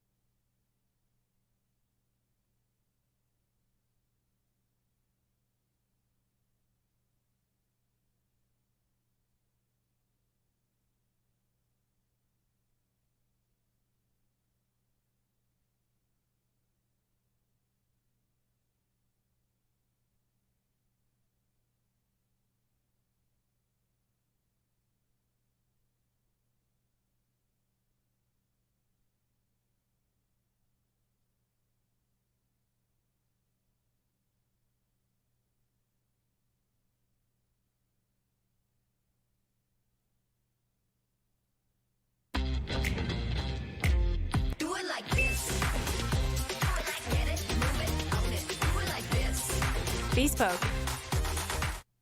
It's my Feel Good Breakfast Show. Yes, Mzansi, welcome back to Feel Good Breakfast Show. Monday's edition is all about the headlines taking over, and we're diving into those headlines right now. Now, with the war still going on in the Ukraine, people across the globe feel the effects, including us right here in South Africa. Now, our government has put us in, let's be honest, quite the hot pot, as the Reserve Bank warns of dire consequences should South Africa face censure due to its stance on Russia's invasion of Ukraine. Now, here to hopefully put us at ease and help us with this conversation. Back on the couch again is the amazing tax specialist, Natasha Lord. Natasha, I love the conversation we had earlier. You are very insightful. You speak so well. I thought that you've been on the show forever, but this is the first time you're here. First time, yeah. Let's just say well done. Kudos to you. You're absolutely holding it down here. Clearly, you are doing your thing. But let's get into this because crazy things are happening at the moment. We spoke about that conversation earlier. Right now, the war and its effects that it has on us. Could there be any sanctions in place, direct or indirect sanctions? And what is the difference between a direct and indirect sanction, if anything? Just so we understand what we should potentially be afraid of. Yes, so there is a potential for direct or indirect sanctions, depending on how vigorously the West or just how they rally people around to say that this is something that we absolutely stand against. Yeah. We have seen that this has been a particularly prevalent thing in the news globally. It's interesting because, you know, African subjects don't get that much noise, but we are at the brim of it. So we are actually having to respond to it in a way that so that we don't get direct or indirect sanctions. And the difference being direct sanctions will impact individuals, businesses that are directly trading with Russia or any associated states. Indirect sanctions will go to different places, so people that are trade partners or trade parties. And so either way, that is there to essentially keep us ring-fenced in our own economy, and then we can't actually be global players again. You mentioned something earlier about us kind of like taking this heat and unexpectedly so, like for us to get all this publicity amongst what's actually going on. maybe off the record, but what's your perspective on this? I almost feel to myself as if we are being used as this sort of... stepchild. Yeah, like, We are the here's the example of what can happen if you don't do the right thing. And we being like put on blast, almost in a sense, to kind of showcase this to the world. Does it feel like that to you as well? It does. It almost feels like I don't know if it's too strong of a term, but political bullying. Because if we don't respond in a specific way, then we get economically suppressed. And we're particularly susceptible to that. We're not in a position to essentially fight back in the way that perhaps Russia is against these sanctions. So we are really being backed into a corner and being pulled from both sides, because if Russia doesn't feel safe to come here and for us to have a chat about what's going on and our participation in the BRICS organization, and right now we're having so many more countries wanting to join that. So if we don't play to either one, we're kind of backed into a corner. We trade with China a lot, we trade with Russia, we trade with the US a lot, we trade with India a lot. So, you know, if we're not aligned in the right places, we're kind of walking on eggshells as I already as feel it like stands. we don't know what and to do or it's all say. on perception, you know, it's all on, if you're seen this way, if you look this way, it's going to have an impact on our rand, it's going to have an impact on our foreign investment. And so we really have to see how we respond to this, because it will determine how we can be swayed in different ways because we don't align with certain things. So right now, we're actually not able to take a firm stance anywhere. If we do, it will affect us. So we have to kind of play it by ear and figure out what's happening. You have to take a neutral stance, because if you choose any side, there's going to be a guaranteed negative impact from somebody else, right? So playing our cards best would mean just stay in there. Just keeping quiet and kind of keeping our cool. And so we're really backed into a very interesting corner here, where I just feel like we don't really have a place to stand to say that we actually stand for this or we stand against this, because we will bear the brunt of that. Put out fires wherever we can and keep the peace. Keep the peace. Just everything's fine. Everything's fine. So let's talk about how this maybe impacts us directly as South Africans, right? I mean, talking about things like the exchange rate. 19 Rand 53 cents to the dollar. That is insane. I've never seen that number. And we're looking at the euro as well. 21 Rand 4 cents or 0.4. Yeah, that is crazy. It's crazy. How does this affect us? Because initially, I mean, it doesn't really affect us if you look at like just buying things first off. It's like, well, I still have 10 Rand in my pocket and that thing still costs 10 Rand, so I can afford it. So what's the real issue, or what are we not seeing in that example there? Yeah, it's the inflation. So absolutely, Russia-Ukraine war has an impact, but we're just going through our own suppressed economy. I mean, we've got a huge decline in our economic growth just due to things like our load shedding. So we have our own issues that we need to deal with. Already as it is, Exactly. So we've seen inflation go up in non-alcoholic beverages and food. So your rand is not going to stretch as much in those spaces. And that's something that directly impacts us. You know, we all need to eat and drink. So our economy and our economic activity is being suppressed because of many factors, but we've had to respond with our monetary policy by essentially raising the interest rates. Another way that it's affecting ordinary South Africans is your home loans. So your home loans, your credit facilities, all of that, we're paying a lot more because of inflation. So yes, Russia, Ukraine, there's an element, but we have our own issues, and it's a big thing that we need to start addressing. And we're trying to do that with monetary policy, but we need to do a lot more. We do, and Dasha, having conversations like this and having you around definitely helps that. So thank you so much for sharing your insights, your passions. You're incredible when it comes to this conversation. One more thing, while we have you here, while we have your expertise, what can Mzansi do in these uncertain times? What sort of financial advice do you have for us to try and deal with this chaos that we're living in? I think this is vital for us. Yeah. So the biggest thing, especially when it comes to your taxes, you should have a tax plan. I always say this to everybody. No one should get to the end of tax season and not have a rough idea of what they're due or what they need to pay. So having a tax plan and revisiting that, especially if you're making steps to, for instance, put your money in a different currency to hedge the risk of our rand getting worse, which the governor has said it might get a little bit worse. So it might be a thing that people decide to put their currency in their rand in a different currency. So take a look at your tax plan, figure out what's going on. If you don't have one, speak to somebody, especially people who want to financially immigrate or they want to immigrate. What does that look like? But essentially, we just kind of have to buckle down, hold it together, and also hold our nation accountable, because this is affecting us. This is affecting our rand. Or we could just go follow Natasha Lord online and get all the advice that we need. Thank you again, Natasha. You've been absolutely incredible. And thank you, Mzansi, for being part of this conversation. If you have anything to weigh in, come through on the social media line. That's 063-408-8863. And let this conversation continue. Nice stuff. Thank you. Bonjour. Je m'appelle Zoe. Oh, listen, I would love to be in France right now and channel my inner Emily in Paris. But get ready for a once-in-a-lifetime French adventure with Clover. Now, simply buy any Clover product for your chance to embark on an unforgettable rugby experience because, yes, the Rugby World Cup's being hosted in France this year. Now, imagine the exhilarating showdown between South Africa and Scotland. You're immersed in the electrifying atmosphere. That's not all, because 5 lucky winners and their partners will set sail from the port of Marseille on a cruise to the breathtaking paradise of Ibiza. Now, making it a journey filled with excitement, beauty, and unforgettable memories.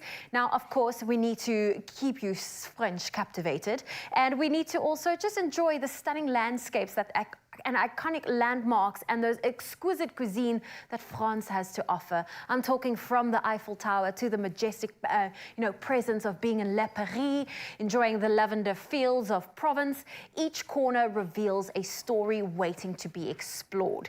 And on that topic of exploration, let's put our general knowledge of France to the test. Now, that means we need to have a host of the show. Can we bring in Monsieur Lucien? And we need to have contenders. So, Monsieur Raul, come and join. How, you like my French? I love my name in Very French. nice. Raul, you must call me Raul from now on. Raul. All right, you two, you guys know how it goes. Yes. I will ask you a question. You will give me a sound, and after the sound is given, I will give you the opportunity to give me the answer. Oui, oui. And the sound will be oui, oui, whichever way you want to say it, loud, soft, oui, oui. Okay, I got you. Oui, oui. Are you guys ready? How's your French knowledge, though? Not that great. That's not amazing. I mean, I know most of the answers. Oh, so Most, not all. Yes. Alrighty, you guys ready? Okay, let's go. Yes. Don't forget, if you get it right, it's a success. Okay. If you get it wrong, it's a hot mess. Hot mess. Okay. Oui, oui. Oui, oui. Good. Question number 1. What is the national holiday of France celebrated on July 14th called? Oui, oui. What is it even? Zoe Brown. Bastille Day. And the answer is Bastille Day. Zoe, that is a success. That's like a wine drinking day, right? There's a lot of history to it. Oh, okay. There's a lot I of have history no to it. idea. I'll no idea. Okay. Nicely done. Okay. Go to well Franschhoek done. on the 14th of July. Raul, anytime now. Yes, I'm Question number 2. Which French designer is known for an iconic little black dress? And number 5, perfume. Oui, oui. Ooh, number 5. Zoe Brown. Chanel. Give me the full name. Mademoiselle Chanel. like- Chanel. there you go. Chanel. Coco Chanel. Mademoiselle Chanel. I figured one of you guys would just give me Chanel, but it is actually Coco Chanel. That is a success, Zoe. Okay. Zoe 2, Raul Oui, on oui. 0. Cool. Question number 3. Which famous painting by Leonardo da Vinci can be found in the Louvre? Oui, oui. Raul? Is it the smiley one? Mona Lisa? Is it? Yes, that is correct. It is Mona A little bit of a guess, Lisa. okay. We're in the zone. I love the fact that you said the smiley one, which we all the know debate with the that. smile. That's a success. Yes. Well done. Okay, I'm Zoe in the 2, game. Raul 1. All right. There's so lots to be happening in this game. Cool. Question next, number 4. What is the currency used in France? Oui, oui. Zoe Brown. Oh. The one that's 21 rand 4 cents at the moment. It's the euro, that's correct. Nice, okay. Compared to our rand. That's a success, Zoe. Zoe on 3, Raul on 1. Cool. Okay. Next question. Let's get involved. Which river runs through the city of Paris? Oui, oui. Zoe Brown. Is it River Seine? There you go. That is correct. That is, yes, it is. Nice. I don't know how to pronounce it. There's a River Same Rhine. I was going to say Rhine. Is there a River Rhine? No. I don't know. Look at Raul trying to make this him like side Ryan Raul. No. Might be. That's a success to Zoe Brown. So owning it, yeah. Zoe 4, Raul Oui, 1. oui. I want to go Okay. to Paris. Last question. Which popular French dish consists of snails cooked in garlic butter is called what? Is that? Oui, oui. Is it escargot? Ooh, Zoe's correct. It is escargot. Wait, what is that? Snail's egg? And garlic butter. Disgusting. No! What do you mean? Is it good? It's a French delicacy. I tried it the other day for the first time. It is a texture thing, so if you don't like the texture of snails, I actually wish they didn't tell me what I was eating. I think I would have had a different culinary experience. Like, if you know what it is, cool. Yeah. Okay, all right. I think we've all in South Africa eaten the snails at a specific restaurant, I'm just saying. Alrighty. Zoe Brown, you are the winner. That's well done. Zoe knows the knowledge of France. I want to be Zoe in Paris. Yeah, you earned it. Well done, well played. Oh, well, listen, you can experience the magic of France and stand the chance to win a rugby experience with Clover. Now, to enter, simply buy any Clover product and keep your till slip handy, then dial *120 *560# and follow the prompts to enter. It really is that simple. And keep watching Expresso daily to find out more. Yeah, your T's and C's can be found at clover.co.za. So what are you waiting for? Get involved in this and have some fun while you do it. I need a French baguette. Oui, oui. Oui, oui. Bye-bye. Bonjour. Good day.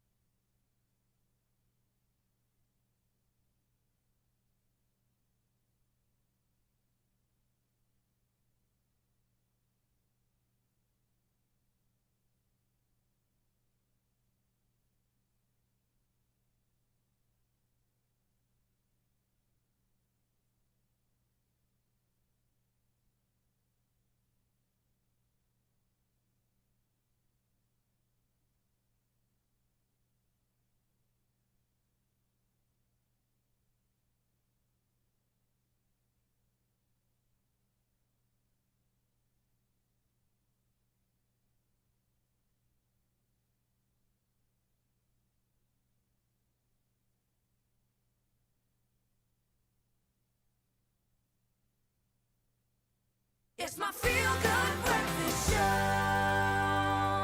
Welcome back. It is your Feel Good Breakfast Show, Expresso on S3. We were talking all things current affairs today, and this is no different. Water and Sanitation Minister Senzo Mchunu briefed media last week on the latest interventions made by the department and the city of Tshwane to deal with the cholera outbreak in Hammanskraal. Now, the city and the department agreed to jointly fund the project to upgrade and fix the water supply system in Hammanskraal. Now, here to give us the latest update about the situation and also to talk more about the spread of cholera into Mpumalanga is Professor Anthony Turton. Good morning, Professor. Good morning to you and the listeners. Thank you for joining us this morning because I think a lot of people are waiting for an update. It is reported that this upgraded project will cost around 4 billion rand and can take about 3 years if all goes to plan. What are the upgrades that will have to take place? And surely, you know, in the 3 years, is it too long because what's happening currently in the meantime? Yes, this is a complex issue, and just throwing money at it is not necessarily going to solve it.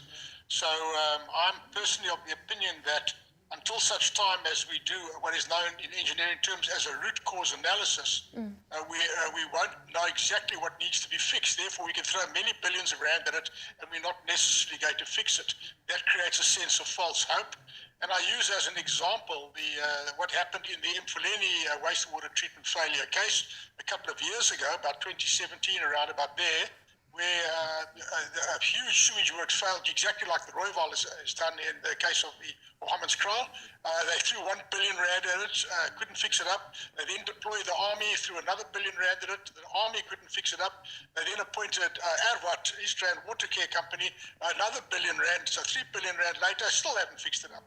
So I am personally of the opinion that Treasury should not release that money until such time as a root cause analysis is done, because the root cause analysis tells the engineers exactly what needs to be fixed, and therefore it redirects the flow of money to the appropriate problem.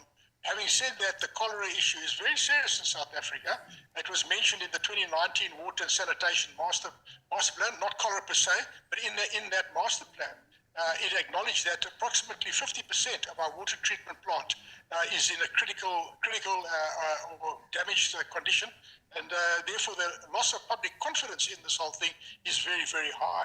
We need to restore confidence as much as we need to actually fix the infrastructure, and if by their own admission, half of the water treatment plant in the country is in a critical condition, then just throwing a 6 billion or whatever, 4 billion rand at one particular wastewater works, the Rooiwal wastewater works, is not going to make a national difference. We've got to be smart with what we do, and we've got to go out of our way to restore public trust and confidence. You're right, Professor. We do need to restore public trust and also do something immediately, because looking at the numbers, cholera cases have been recorded in Mpumalanga, as well as at least one person dying. Now, Professor, how likely is it to spread further, and what can be done to stop that? I mean, right now, what can we do? Well, you know, we are currently living globally through what is known as the 7th cholera pandemic. So it's actually a global issue. And this thing has been a persistent one, unlike the COVID pandemic, which lasted 2 years or so. The cholera pandemic has lasted since the 1960s, so it's quite a persistent one. And what's interesting, if you look at that, the data from that pandemic, is it started out initially in Indonesia, then spread throughout the world via USSR, Russia, etc., into Europe, then into Africa. But it brought about a strain called the L-Tor strain. And that L-Tor strain seems to be persistent. And initially, it was found that the mortality rate was in excess of 40%. So 40% of all people that got it actually died at that point in time. But now through intervention, through the application of protocols that are now being applied all over the world, the mortality rate is down to 3%. So in other words, there is still mortality associated with it, but it is a manageable thing. So the important thing from this is that when anyone gets sick, they must report to professionally trained medical staff as soon as possible. This doesn't get any better any quicker. You must report to a trained medical professional, and the trained medical professional then applies the protocols that have been developed through the 7th pandemic. And if they do that, then they've got a 97% chance of survival, which is a fairly good chance of survival, but it still shows that this is potentially a deadly disease, and we must not take it flippantly at all. I hear you, Professor, and it's definitely something that needs to be addressed as seriously and as quickly as possible. Professor, why is it so difficult to pinpoint the source of the outbreak of cholera? Well, part of it is that I think there's a significant amount of denialism in the system. People don't want to accept responsibility for what's going on. It's also, you want to have a forensic capability to actually look at the strain. We do have a very, very sophisticated medical health system in NRCD. They do have the capability. I don't know if they are involved at this point in time. I would like to think that they are, because they've got the ability to actually look at the specific strain, to look at the genome that they're dealing with, to see if it is in fact this L-Tor variant or not. And so they're very important partners in the process. But ultimately, part of the problem is that we don't know if it's come through the drinking water system. Indications are it's not through the drinking water system at this stage, but indications are that where it has come through, it's come through probably in tanker systems. So where water is delivered by tankers, there's a logical pathway there, but we don't know for certain. Of course, the other aspect of this is because all of our rivers are so contaminated with sewage, we can safely say that almost as close to 100% of our rivers as we can measure are contaminated with sewage. And part of the problem now is if water is taken out of the river for irrigation of crops, for example, let's just say lettuces or something like that, and then those lettuces aren't washed properly, that is one of the pathways of contamination. So in other words, it can be very, very diffuse throughout society, and that makes it also very difficult to actually pinpoint the exact so-called ground zero. I hear you, Professor. Now, I know you mentioned earlier cholera isn't normally a deadly disease through, interventions. They've brought the mortality rate down quite significantly. But what contributes to Hammanskraal being, we're putting the spotlight on them, having such a high rate at the moment?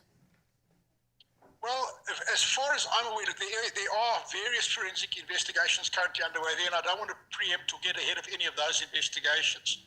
But what I can say is that we know that the Rooiwal wastewater treatment works has been in a very bad state of repair for some time. We also know there's been a lot of corruption at the Rooiwal plant.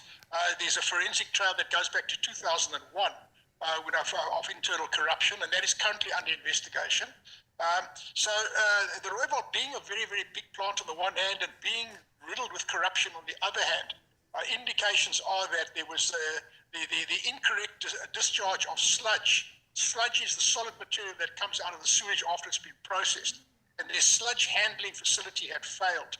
Okay. I was appointed to a team in 2015. And at that point in time already, the sludge handling facility had been upgraded and had failed yet again. What they were then just doing was they were discharging masses of sludge. I'm talking now about thousands of tons of sludge. They were simply discharging into a wetland next to a river. And that sludge never dries up. It's like a jelly material. It never dries up and just stays in the soil for a long, long time. And they had tractors that were actually sitting down into their axles. Literally, because it's so slippery, the sludge, these tractors were just sort of had their wheels spinning in this muddy material. And now that's on the banks of a river. So if anyone has been drawing water from that river, or more importantly, if a tanker operator has taken water from the river rather than from a municipal standpipe, which is what they're supposed to do, but we know from cases in KZN that they bypass the system and they go to fill up in the river rather than at the standpipe, because they get paid on each delivery that they make. And if there's a long queue at the standpipe, then they can't get paid as much as they feel they should get paid, and they then bypass the system. So this is the logical place to look. It doesn't mean to say that they've actually proven that is the case yet. They're still looking at that. But we've got to apply our minds, and in the meantime, we've got to apply what is known scientifically as the precautionary principle. And the precautionary principle tells us that in the absence of any more robust knowledge to the contrary, we must assume the worst and act accordingly. So while it has not yet been proven that it is the tankers, we must assume that it probably is. And we must take the precautions. And of course, that implies we must always use clean, sterile water storage facilities. So buckets or whatever you're going to store water in. If you have to store water, a lot of our population has to store water like that. Make sure that is clean. Make sure you practice basic hygiene, washing of hands, washing of food, preparation of food. Using clean water is very, very important. That is probably one of the single most important aspects of this whole thing, the preparation of food, washing of things like lettuce and things like vegetables that are eaten, consumed uncooked. That's the important thing. Thank you, Professor, and thank you so much for shedding light and giving us more insight into what's happening. We really appreciate your time. A pleasure. Thank you very much. There we go. Water expert and professor at the University of Free State, Professor Anthony Turton, joining us this morning on your Feel Good Breakfast Show. With all these great conversations, I think it's definitely time, it's that time of the morning to fill up on some coffee and hit pause. It's time to hit pause with Jacobs. Oh, yes, it's that time, of course. Just take a moment and breathe, because this is that chance, right? Now, since Zoe was obviously on a holiday for a little while, she has offered to make us coffee this morning. So, Zoe, my question to you is, what are you making? listen, Raul, I wasn't on holiday. I just wasn't on the live show. I was still working, but I thought, why not make use of the convenience that comes with the Jacobs? These are our classic cappuccinos. I mean, it's really easy. You've got your sachets on the go. You just add your hot water, and I've got some delicious coffee for us. Do you want your coffee right now? Yes, please. Okay. Bring you your Yes, coffee. please, bring it on. Okay, I'll bring your coffee. Right, while Zoe does that, I want to talk to you, Mzansi, as well, because Monday is obviously a perfect day for us to not only take account of the blessings that we have, but also maybe to set intentions for the week. So maybe this is a great opportunity for you to think about some of the intentions you'd like to set for the week and maybe eliminate any of the bad habits that you have, or maybe habits that you have that are no longer serving you. So one thing I won't be stopping is drinking good coffee like this, so thank you so much, Zoe. And something I will probably incorporate into the mountain as well, because I've got to talk about the convenience of these sachets. Such goodness. In one sachet, you don't need anything other than hot water. I mean, just hot water. And I mean, you put that in a little flask, pop it in your backpack, and you've got fresh coffee. Yeah. No matter where you end up. This is the dream. But look, speaking of dreams, let's create a dream week right now. And I was asking Mzansi this question about setting good habits. But firstly, let's talk about this. What are some of the bad habits that you maybe have that are no longer serving you anymore? Do you have anything in mind? I do. So I'm actually so guilty of this, and it was something I just started implementing last week. I get really distracted by my cell phone. I have got unnecessary apps that consume your time, and it's just, you go down a rabbit hole. So what I've done is last week on the aeroplane, I just deleted all the apps that I know have been big distractors. And the wonderful thing is you can also, I don't want to say hide apps, but you don't have to have it on your first or second page. You can put them in a little folder so they're not permanently off your phone if you need them. Or they're not right there for you to see, to just, I think a lot of us are just like doom scrolling. We don't even realize we're doing it. 100%. And I just want to be a bit more intentional with my time. And I find that, you know, having a bit of silence in life also helps me to find my purpose. I literally cannot resonate with you more right now. It's something very similar to what I've been doing of late. Is like I last minute go on my phone before I go to bed and check up on like anything for the next day. And that is where I get caught up in like losing so much more time than I need to. So I'm trying to eliminate that. And I think something that I'm going to try to do this week is stop being on my phone so late at night and rather wake up early in the day and tackle that day or the task at hand. And I think that just clears the mind before you go to bed. You get a better sleep. You're not last minute thinking of all these crazy things to do. So that's my intention for the week. I think I'm going to set that, and possibly on your bandwagon too, of eliminating the phone and that screen time and just having a good solid rest so we can wake up and serve Mzansi in the morning. I like that. I like that too. And of course, we want to encourage you to take the time to get intentional about your day and your life. Now think about the habits that no longer serve you, whether it is like myself and Raul getting distracted by our cell phones, and think about how you can actively bring more joy and peace into your life. Now, a great way to start right now is to make yourself a cup of coffee with Jacobs and simply hit pause. I'm going to do that right now. Just like hit pause.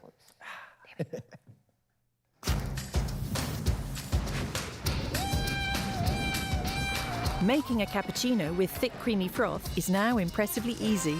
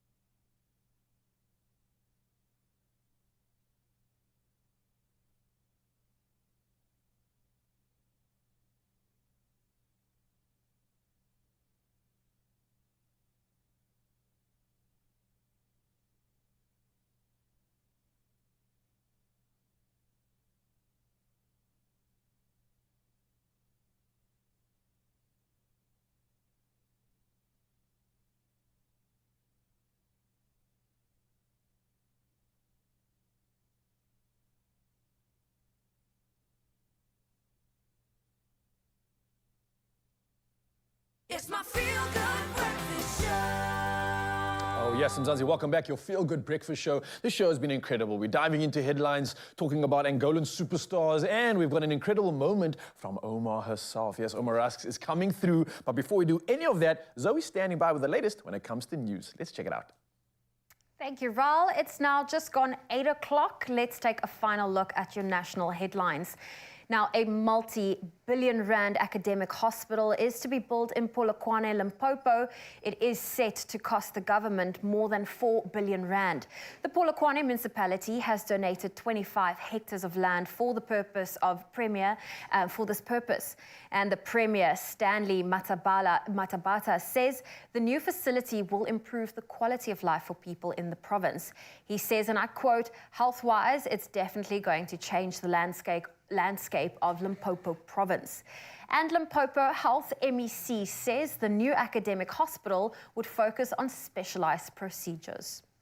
And staying with our local news, the University of Fort Hare says it will oppose the court application of the Eastern Cape Premier, Oscar Mabuyane, with which Mabuyane wishes to prohibit the Special Investigation Unit from further investigating the allegations of maladministration and improper behavior at the university. Mabuyane is reported to be one of the politicians who obtained qualifications from the university illegally. The university's management isn't affected as the investigation is directed at irregularities in the university's Department of Public Administrations at its Bishu campus. Moving to news beyond our own borders, Eastern Libyan forces commanded by General Khalifa Haftar's National Army have expelled thousands of Egyptians in recent days who were in Libya illegally and have reported, in fact, deported them to Egypt on foot. A Libyan security force said 4,000 migrants had been found during raids on people traffickers, and they were all deported. They were taken to a location close to the border and then had to walk about 2 kilometers into Egypt. Libya is home to about 500,000 migrants. And the cause of India's deadliest train disaster in decades was linked to the signal system, and that is according to their Minister of Railways. Now, this was said yesterday as families searched hospitals and morgues for missing relatives, with deaths expected to top 290. Some 900 people were injured. It's believed a signaling error had sent the Coromandel Express running south from Kolkata to Chennai onto a sidetrack. It slammed into a freight train and the wreckage derailed an express train running north. And the icy cold winter mornings in the city of Gold on Saturday quickly warmed when hundreds of colourful and beautifully knitted blankets were spread across Jeppe High School for girls' sports field. This as the non-profit organisation 67 Blankets for Nelson Mandela Day is on tour through South Africa, showcasing the works of Knitwits for Madiba and handing them to those in need. The local Blankets is Lekker tour now moves to Durban and will end in Gqeberha. Well, that's where we leave your morning headlines this morning on your Feel Good Breakfast Show.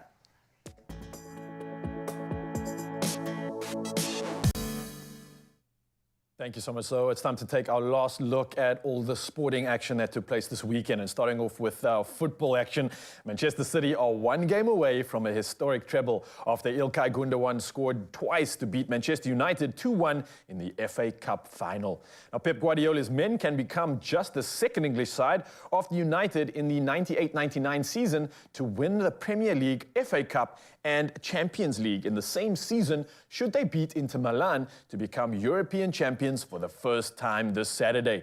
Now, Gundogan scored the fastest goal in FA Cup final history after just 12 seconds. And United levelled on 33 minutes through Bruno Fernandes' penalty before Gundogan scored the winner in the 51st minute. Well, sticking to football action right now, and football news has a lot of people wondering, Karim Benzema is to leave Real Madrid after 14 years at the club. Now, the Ballon d'Or winning striker who joined the Spanish Giants from Lyon in 2009 will depart on a free transfer when the season ends. Now, Benzema, who had a year left on his contract, is set to move to Saudi Arabia after receiving a, end quote, record offer from Al Ittihad. This, according to the Spanish football journalist Guillem Bilbao. Bilbao. Now, the 35-year-old won 5 Champions Leagues and 4 La Liga titles with Madrid. Well, from our footballing news, we head over to Formula One action, and Max Verstappen cruised to a 3rd consecutive victory. And this is 5th in 7 races to win the Spanish Grand Prix and take control of the season. Now, the Dutchman's 40th career victory extended his championship lead over teammate Sergio Perez to 53 points. Now, Verstappen was followed home by Lewis Hamilton and George Russell on an encouraging day for Mercedes. Well, lastly, in our sporting action, the tennis courts took a highlight, and Novak Djokovic reached his 55th Grand Slam quarterfinal and record 17th at the French Open on Sunday with a straight sets win over Juan Pablo Varillas. Now, Djokovic eased past his 94th ranked opponent 6-3, 6-2, and 6-2. Now, the 36-year-old will face 11th seed Karen Khachanov for a place in the semi-finals. Now, Carlos Alcaraz slid into the quarterfinals after a straight set 6-3, 6-2, and 6-2 win over Lorenzo Musetti. As well as this, we had top seed Iga Swiatek, who thrashed Wang Jingyu 6-love and 6-love to reach the 4th round. Now, Swiatek has won 4 of her 6 sets without dropping a game. And Coco Gauff also used her greater experience to fight back from a set down and beat 16-year-old Russian Mira Andreeva 6-7, 6-1, and 6-1. That's all the latest when it comes to sporting action. For now, though, it's time to hit the roads and see what's happening the latest when it comes to traffic, and Zoe has it all.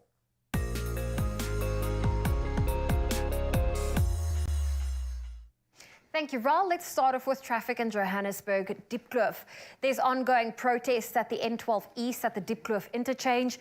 A truck has been set alight. There are over 1-hour delays in and around the area, so please use an alternative route.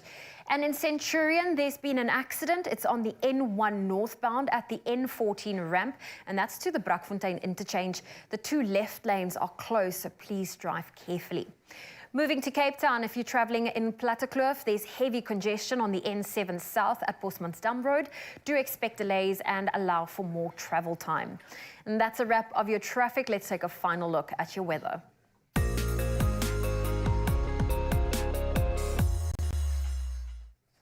And the City of Cape Town was yesterday attending to a high volume of electricity requests related to the severe inclement weather. Presently, city residents are experiencing cold and windy conditions as a second cold front moved into the province yesterday. Meanwhile, the SA Weather Service have issued several yellow level warnings for damaging winds and waves. Between Plettenberg Bay and Algoa Bay and Plet and Coffee Bay, there's a possibility of disruptions to harbours, medium and small vessels capsizing and large vessels dragging anchor. Over the Kokama, Koga, Nelson Mandela Bay and Lambé municipalities of the Eastern Cape, strong wind could result in damage to infrastructure and temporary structures. Well, that is your news regarding the weather. Let's get into today's temperatures. Polokwane, your low for today is 10, your high 27. Mbombela, 13.31. Pretoria, 10.23. If you're in Johannesburg, your low for today is 7, your high 20. Mahikeng, 4.23. Klerksdorp, 1, reaching a high of 18. If you're in Kimberley, 0's your low, 15, your high. Bloemfontein, -5 with a high of 16. Richards Bay, 13.24. Pietermaritzburg, 6 with a high of 20. If you're in Durban, 15's your low, 23 your high. Mthatha, 4.19. East London, 9.19. If you're in Cradock, a low of 1 and a high of 15 can be expected for today. Gqeberha, your low is 7, your high 18. George, 5.16. Cape Town, 8.15. Worcester, 6 with a high of 14. If you're in Sutherland, 1's your low, 10 your high. Uppington, 2, reaching a high of 18. Well, that's a look at your temperatures. Let's take a final look at those sunrise views that you share with us. So let's kick it off. Nancy from Umkomaas is sharing another incredible view from her home. Annette in KZN captured a lovely perspective, really bringing nature to life and giving us all the feels. Rumba from Belito snapped an oh-so-peachy photo. Look at that. What a beautiful way of looking at the ocean. And Gavin enjoying a holiday in India and sent in this magnificent photo. And, of course, making us all jealous of him being on holiday. Thank you for that. And if you would love to share a good morning photo with us, we would love to see it. Our number is 063 408 8863. Thank you so much, Zoe. And it's now time to touch base on those headlines once again, and something that's been taking us all by storm. We're talking about cholera and what's happening in our country. Now, cholera was largely eliminated from industrialized countries through water and sewage treatment more than a century ago. But there are a number of significant cases each year, and many in African countries. And now it has hit home in a big way, and especially in South Africa. Now, we are out in Hammanskraal, where it has had possibly the largest effect, and we've reported on it earlier. And our very own Thabiso Makobela is in Hammanskraal right now, as we want to find out more about his experience and how it has been. Tabzi, you there? How you doing, brother? Good morning, Riley. I'm good, thank you. How are you? Are we okay, man? A lot safer out here than I can imagine it is all over there on your side. What is the situation like, man? What are the residents feeling about what's currently going on with regards to cholera out there?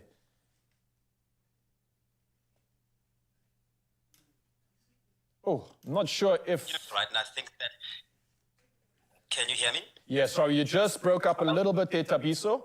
You want to maybe just repeat that answer again? We didn't get you at the intro, but just to repeat again, what exactly is the situation like in the area for residents? Sorry, we just lost you there, if you can repeat that. No worries, Raul. The situation is absolutely, it's heart-wrenching to see what people have to live through on a daily basis in Hammanskraal. I arrived here about 2.5 weeks to visit my family, and when it comes to the situation on every corner in Hammanskraal, it's a highlight of many years of cries, a highlight of need and helplessness. The situation is that people haven't got water, clean running water coming through. This has... Seems like we might... going on for about actually... Oh, okay, it seems like we've got a little bit of a bad line there. It seems like we're losing Thabiso. You did get that first question through, but I just want to try again and see if we can get that answer from him right now. Thabiso is slightly having a bit of a bad line. Are you still there? I am still here, Okay. Raul. The situation is dire. It's been 10 years, and people honestly simply don't know what to do at this point. When you aren't getting running water in your home, or even at least in your community taps, people are having to survive on water from neighbors. It's a terrible situation, and we're seeing an increasing number of people who actually have to spend days in hospital fighting cholera.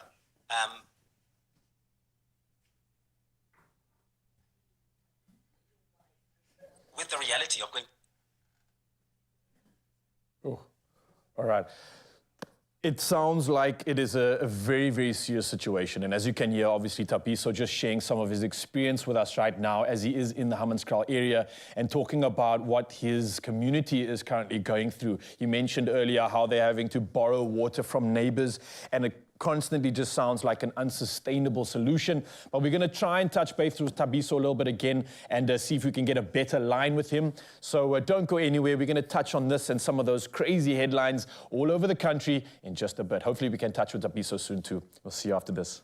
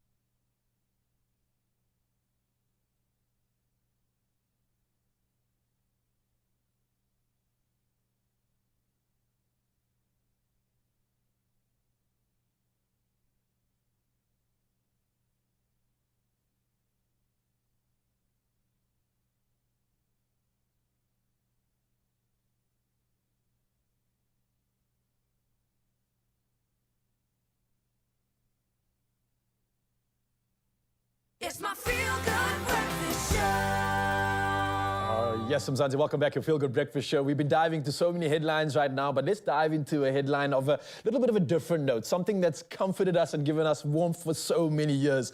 Now, as we approach winter, every household around South Africa will be reaching for their box of Oma rusks. Now, in fact, the humble Oma rusk is more than just a rusk. It is the epitome of a South African winter and a proud beacon of our nation's heritage and culture. Oh yes, not many are going to argue with this. Now, dipping in Oma is how we connect with the ones we love.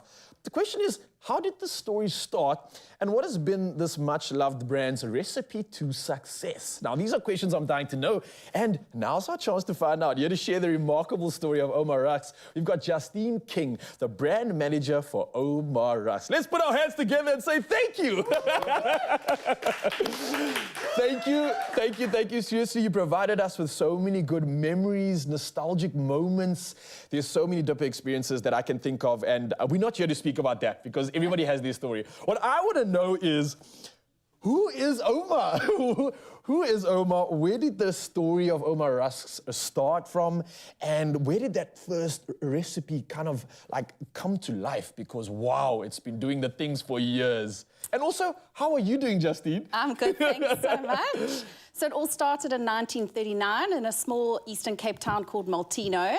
And Oma Gravenstein, who was also known as Oma Nanny, she actually started making rusks with a family recipe and selling to the local community. And orders started flocking in, and our iconic South African brand was born. Nice. So this is a real story. This is not some fabrication. This is an actual lady that existed. I absolutely love it.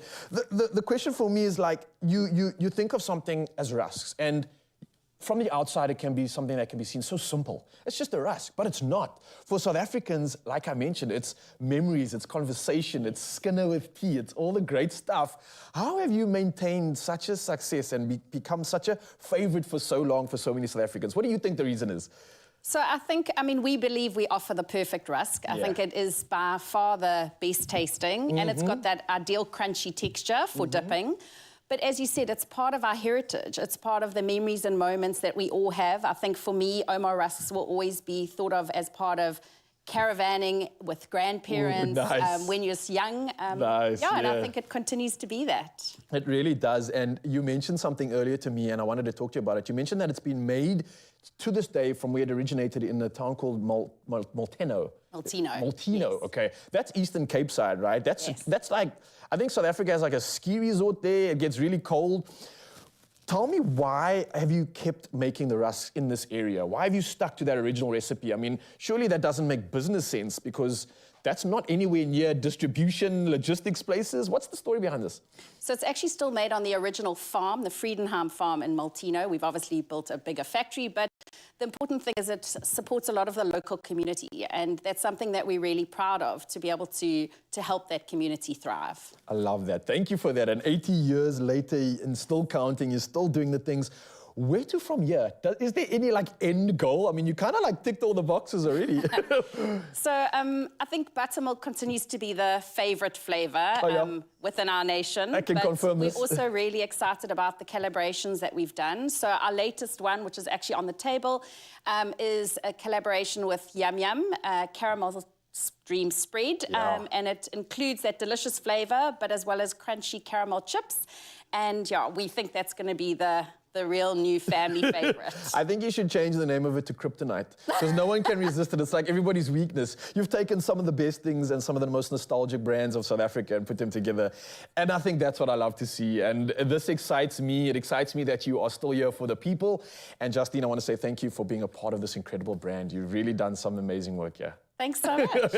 Really good having you on the couch. And Mzansi, for you too, this is what it's about on every note. It's an exciting note where Oma Rusks and everybody else are giving you the chance to win a delicious Oma Rusks hamper plus 2,000 Rand in cash. Oh yes, I'm here for it. Now, to enter, all you got to do is the following, right? Tell us what your favorite memory with Oma Rusks is. It's that simple. And you can enter on the Expresso Facebook, Twitter, or Instagram pages. And don't forget to use the hashtag #MoreThanARusk. And you can clearly see why. Now, the competition closes on Wednesday, the 7th of June, and all the T's and C's can be found at expressoshow.com. And don't go anywhere, because after the break, we're going to be sharing our favorite memories with Omar rusks. Thank you so much.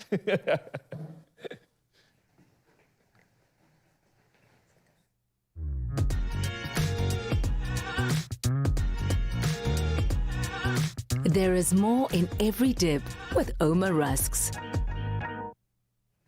Oh, you know, we love our coffee, we love our Omar rusks, we love enjoying them, and it just brings that nostalgia that we're going to be sharing after the break. So stay tuned, because I know we promise there's also great ways for you to win. So we'll see you in a bit.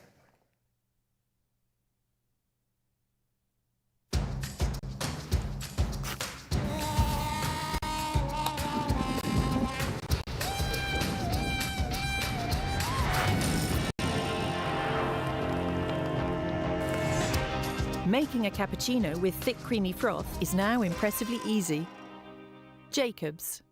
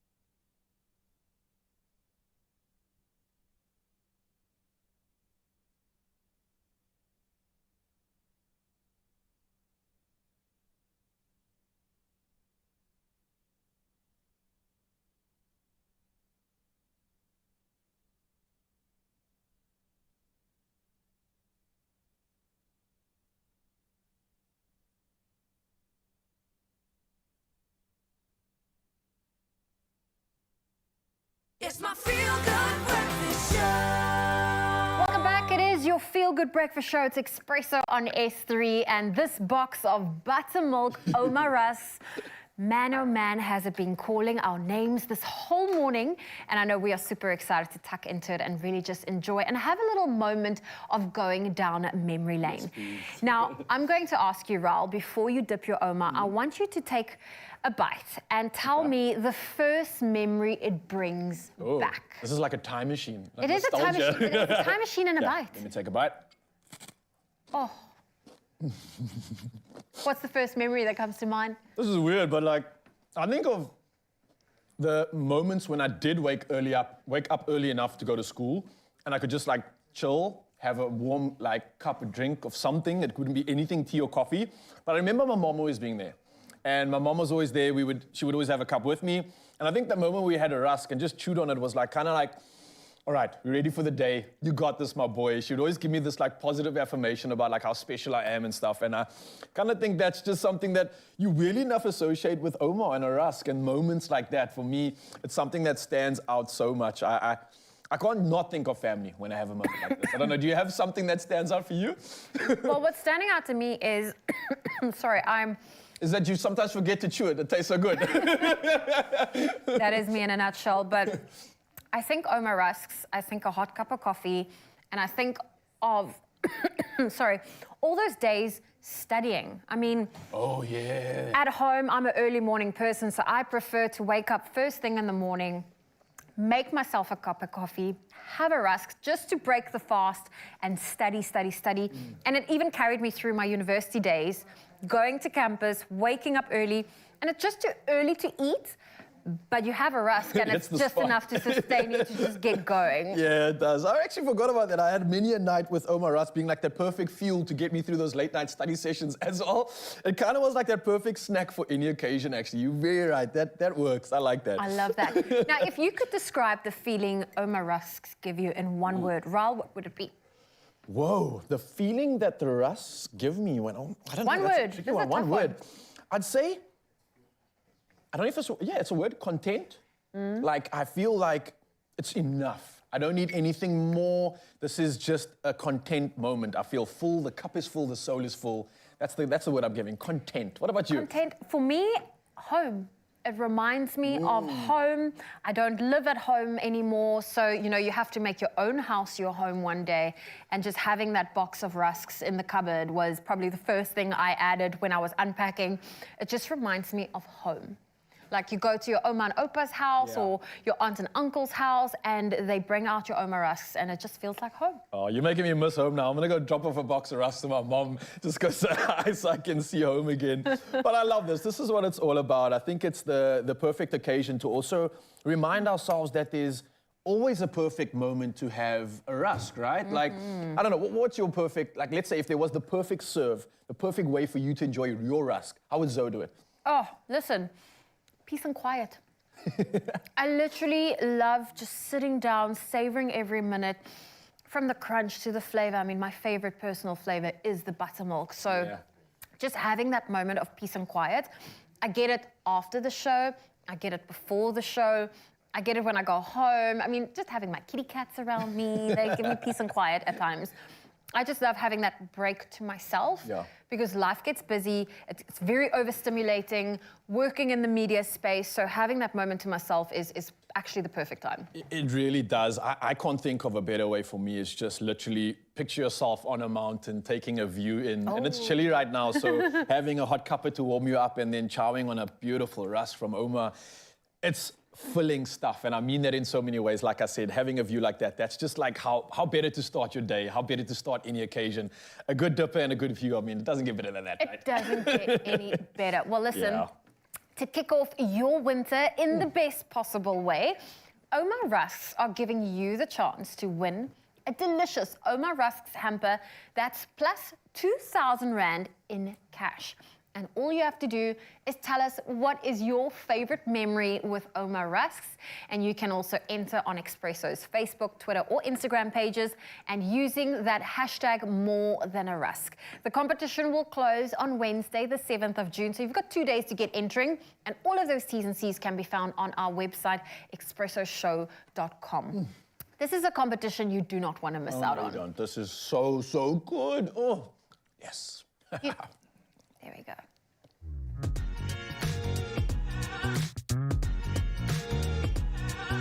There is more in every dip with Oma Rusks. Yes, Mzansi, we are back at the stage, back to celebrate an international performer. Yes, a multi-talented, award-winning and chart-topping musician. I'm talking about this guy right here, the Faith in the building once again. Yes! Yeah, Are you good, bro? I'm good, man. Listen, man, I've been seeing the work you've been doing and the collaborations that you've had as well. You're working with some of the finest, dude. Yeah. How's that journey been in terms of working with artists, collaborating, and then at the same time growing your own sound? Definitely. Have you noticed a change in yourself through that journey? Big time, Yeah? man. You know, it's just about being, allow the craft to take you to a journey and never become stagnant. You know, don't be self-centered. You know, always understand that life changes. There's so many things you can do in a space of creativity. And I mean, you know, also I just never really waved it away from my sound, but also just kind of like adapted to what was happening right now. Yeah. So yeah, and to just keep it like, you know, vibey and truthful to who I am. I like that. Forever the student, and I mean, you're forever progressing in your sound and in your music, and I'm absolutely here for it, right? Appreciate it. You're not only just like, let's say, a performer and a rapper, but man, you're an author as well. So you mentioned earlier about being able to express yourself. That's correct. How's your ability and that passion for writing come through in your sort of performance? Does it aid it? Does it fuel it? Yeah, man, it fuels it because, you know, you want to tell a story, and through songs, we tell stories. We tell stories of healing, stories of being joyful, stories of understanding other people's problems. And I think with the book, we're just trying to tell my story, where I come from and what I had to experience to be where we're at, and to just let the people know that, look here, there's nothing you cannot do. Never put yourself in a box where you say, oh, this is what I'm about to do, oh, this is what I can't do, and this is what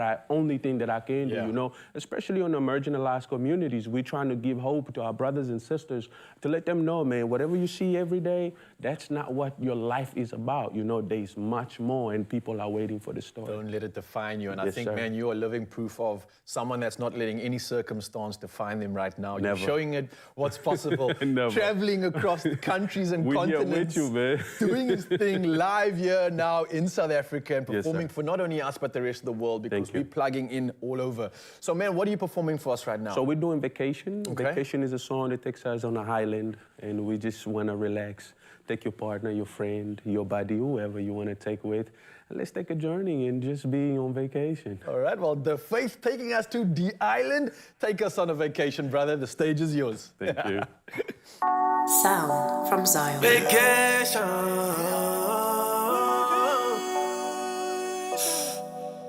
Baby, would you okay? Baby, would you okay, baby? Yeah, baby. Young Shitty J. Everything right, everything bright, feel alright. This is life, something like paradise. Let's waste no time. Where you are, have the light be my sunshine. No one do like you. You change my mind, oh my. Next to you, I feel fine. You more than a dime. Baby, would you okay? Baby, would you okay? Baby, would you okay? Baby, would you okay? Baby, would you okay? Baby, would you okay? Baby, would you okay? Baby, would you okay? Na na na na. Can I take you on vacation? Outer space, teleportation. There's no magic trick, illusion. Beautiful day and illustration. Can we take a walk? Whatever you, Holly, you the reason why everyone be frontin'. I could never keep silent. Me and you, Adam and Eve, Genesis, paradise, oasis, first thing, creation. This is something out of a dream, revelation. I promise I will give you the word. Just be patient, say bye to temptation. This is the real situation. Don't wanna cause no confusion. Feel the water on your skin, sensation. Baby, would you okay? Baby, would you okay? Baby, would you okay? Baby, would you okay? Baby, would you okay? Baby, would you okay? Baby, would you okay? Baby, would you okay? Na na na na. Can I take you on vacation? Outer space, teleportation. There's no magic trick, illusion. Beautiful day and illustration. Can I take you on vacation? Teleportation. Illusion. Beautiful day and illustration.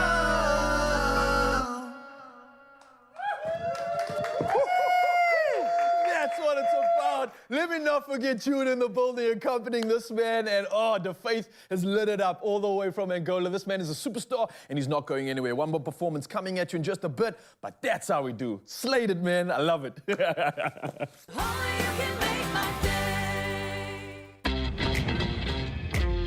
it like this. Get it, move it, own it. Do it like this. Bespoke.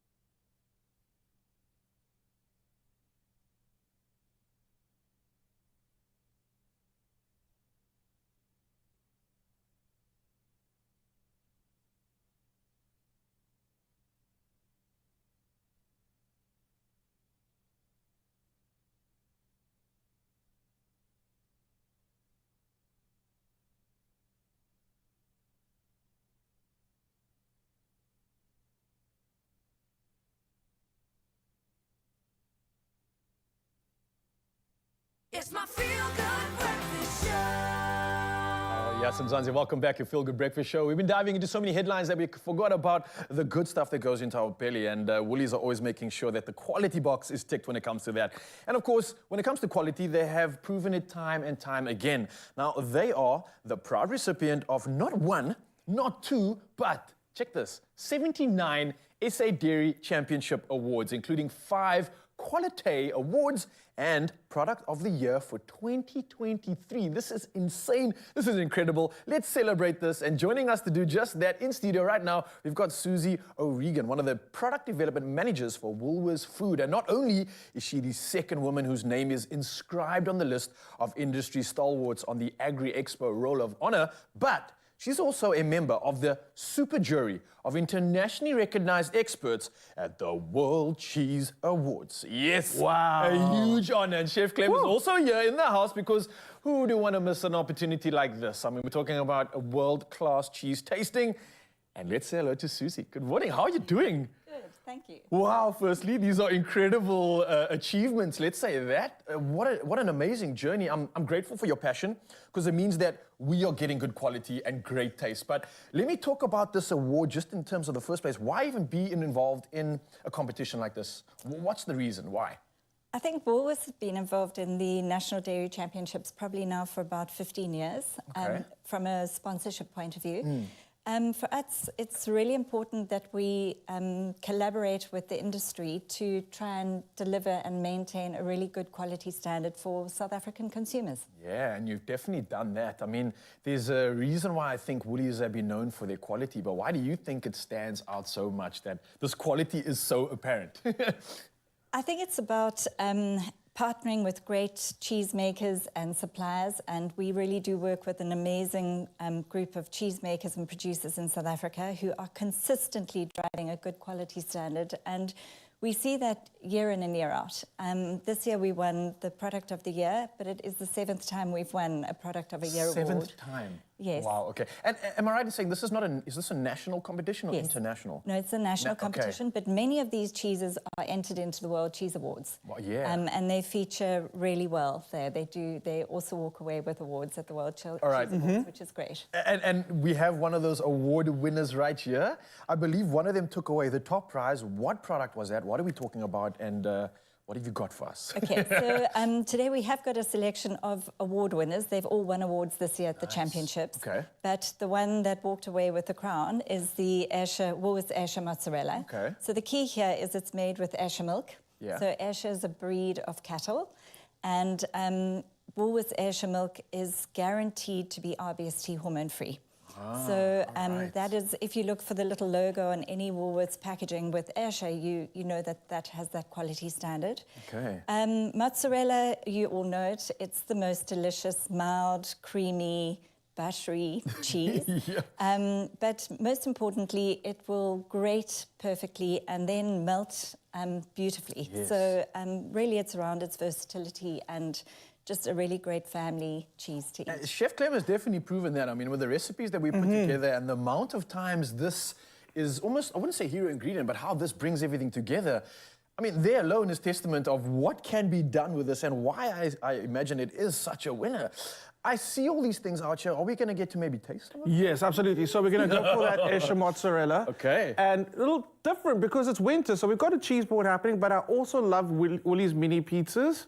They create a perfect winter canvas for cheese tasting. So I've got some of that mozzarella on there ready. Do you want to give it a go? Oh, so you've got the malt already? I've got the malt I'm not going to say on no to there. that. So I can just grab a piece here? Yes, please do. All right. So I was Your very... award winner, get in my mouth. Taste the awards. So I was really lucky. I actually went to an Ayrshire farm last week to go and see how the cows are milked and to see the whole process. What was it like? It was absolutely amazing because we talk about it on TV every day, but then to go to ground zero, to where the farm is actually, where the cows are being milked every day, then to see what's being made, the end result, it's absolutely mind-blowing, especially this mozzarella. Often mozzarella that we see It doesn't have a lot of flavor. We normally go to it for its maltiness and just creaminess.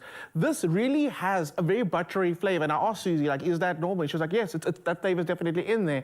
And for me, it just amplifies anything you add it to. Yeah. And the size, again, the 600 gram makes it versatile for like the whole family. And you asked, is it normal? Was it intentional as well at the same time to add that buttery effect to it? Was that like a plan, or was it just a byproduct of putting great cheese together?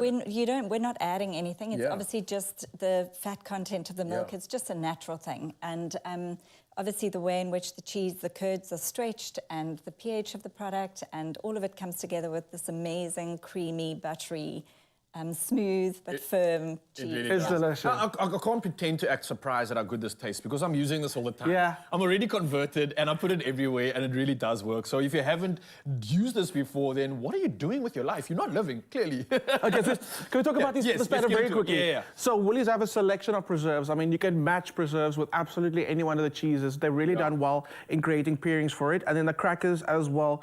And then the fruit, the seasonal fruit. I love that in summer we can focus on seasonal fruit, but then in winter we bring in the winter fruits and pair that with the cheeses as well. Yeah. There's never been a time I've been with Susie where you haven't taught me something.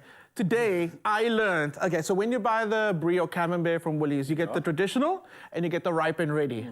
There's a difference. Okay, so this is traditional, and Susie picked it up without even looking at a label. Evo languages, by It's the way. like, There's you know a what? Ready? Whoa, okay, yeah. So, look at this. If you look inside the center of this cheese, you'll see a corky white line. I 100% can see that, yeah. I don't know if the cameras can see that, but I can, yeah. Okay, tell me, do you guess, is that a traditional or is it ripe and ready? For 5,000 rand, can you say? I'll answer. So this is answer? It's a traditional. Okay. So you know that because that little line that's in the middle gives you an idea that there's some aging potential in there. So the cheese can, like, good right now, but will get better. And you'll see as it ages, that line will disappear, right, Susie? Correct. Whereas if you buy the ripe and ready, that line, it's done its aging already. You won't find that line. So that's good to eat right now. know that, guy. Right? What? You need to look for that on the label. Yeah. Are you accepting applications for interns? Always. But it's absolutely amazing, and the love and detail that goes into every single cheese. Nothing goes into shelf just for the sake of going onto shelf.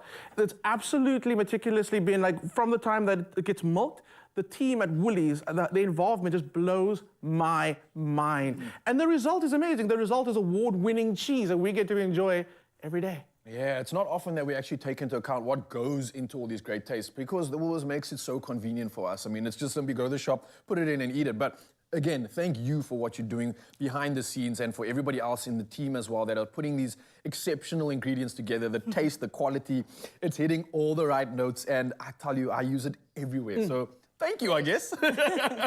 And thank you, Chef Clem, for educating us. I love those little tips. For you, Mzansi, I think that's all we need to hear is the fact that this is the one. We've got a winner here. And for all 79 of Woolies' 2023 Dairy Championship wins, let's put our hands together, Mzansi. And well done again to you and the entire team for flying the flag high and making us proud. Let's do it one last time. Put our hands together. Yes!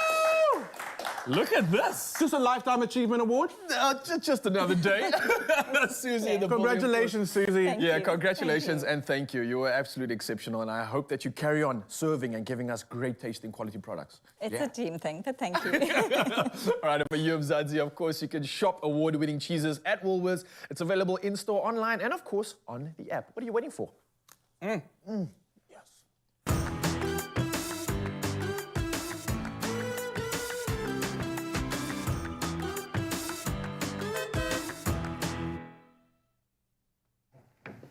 Well, it's time for us to talk money, and when we think about having more money in our lives, it's not just about having luxuries, but about having more freedom.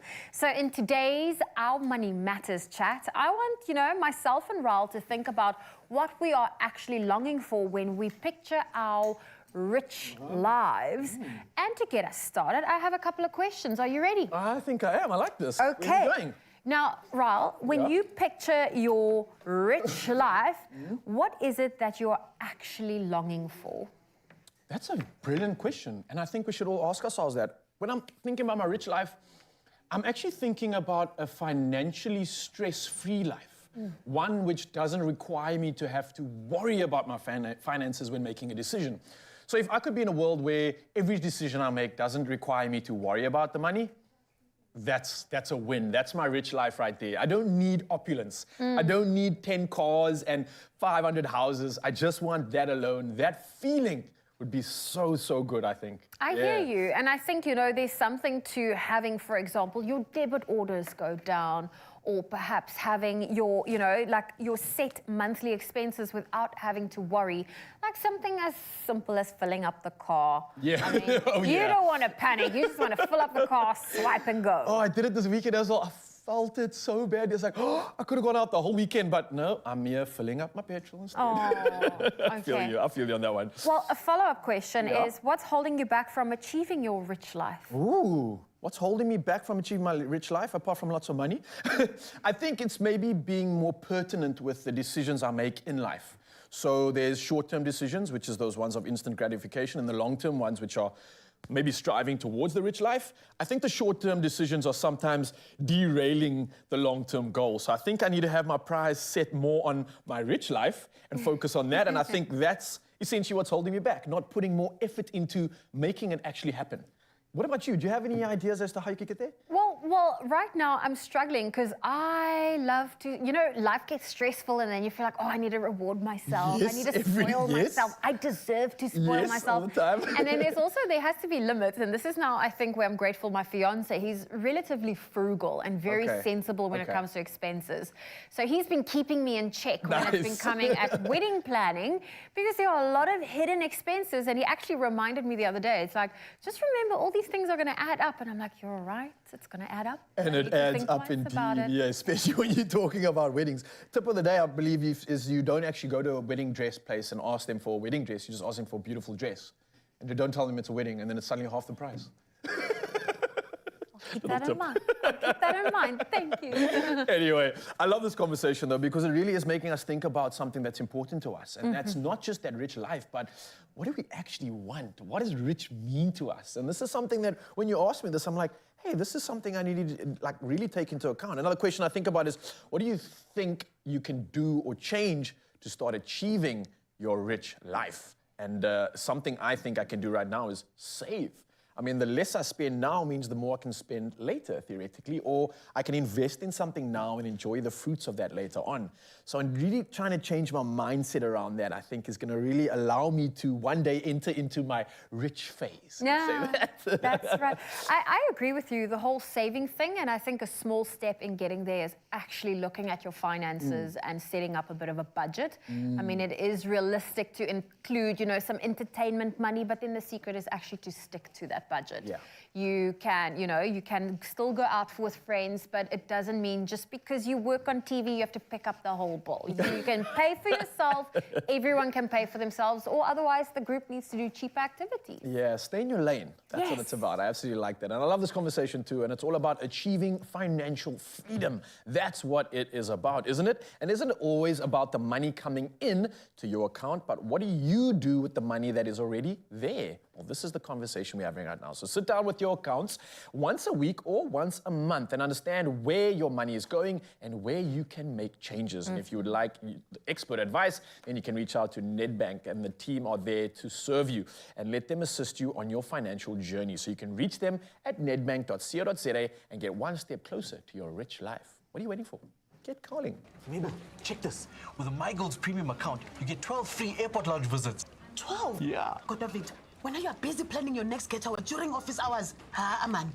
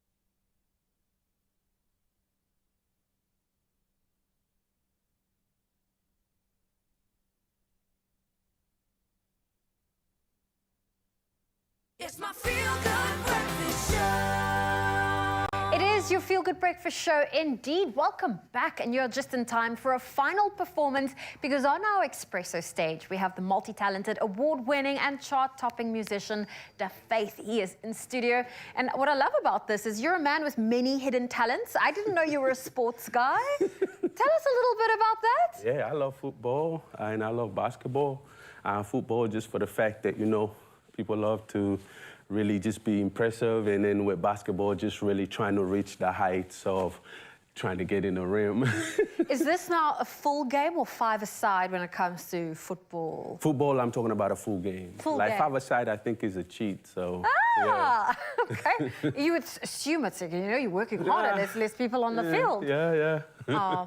Do you struggle to find that balance between, you know, tapping into the sport and the recreational, you know, activities that helps with mental health compared to, you know, you've got a family, you mentioned your wife and daughter earlier, compared to, you know, hitting the beats that needs to be done in order to tick the box in success for your music? Yeah, no, I mean, you always have to find a balance. You gotta step away sometimes when you need to step away. I mean, being a family man, my wife, you know, she'll complain if I'm not paying attention, you know what I'm saying? My daughter will act out if I'm not listening, you know, so it's all about just putting the balance together, understanding, knowing when and when not to. Yeah, at the end of the day, you just gotta be a strong individual, you know, and do what works for you. Never do what other people do, so because other people, they have their own lives, you know? I love that. I really, really do. Now, every performance you've been doing, including this final one that you've been doing, you're performing alongside Judd Harris. Yeah. How did this partnership come about? It's my brother, so like, you know, it's somebody that's been there through my career. Like, he never left. When people left, he's been there. When people never gave me the opportunity, he was always there. He's a sound engineer by trade, so whenever I do my own shows, he's always doing the sound, lighting and everything. So whatever I do, he's always there. So he's my brother. Oh, I love that. This is incredible. Well, listen, you're here with your final track. This one's Bumper to Bumper. Yeah. Can you give us a... Because you were doing the sound check before we came live on your Feel Good Breakfast show. It's got a nice beat to it. Yeah. It's kind of like Afro pop, so you know Afro beats. If you know Burna Boy, I'm inspired by Burna Boy. He's just incredible. Yeah, man, Bumper to Bumper is just a song where you just gotta, you know, brag a little bit. You know? You have to. Maybe no, they go around the bumper there, so we're trying to say, hey, don't worry about them dudes. Look at me, so. Okay, well, listen, it is Monday morning, so in case we're about to confuse you and you think it's a Friday, let's not do that. Here is Da Faith on your Feel Good Breakfast show with Bumper to Bumper.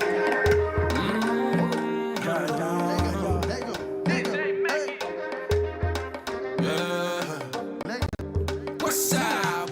You know we go on with the bumper day. With the bumper day, me the bushy Panamera with the Porsche day. Hey, with the Lambo day, me the way with the Gucci and the Prada day. Hey, with the Fendi day, me the way with the Nike and Adidas day. Hey, with the Puma day, baby you give me the one. I didn't need you in no battle. Everybody be on the lookout. No drama, penalty shooter. I did call you my lover. I did call you my sugar, sweet son. I did want you closer. Right now, it's a bright cooker.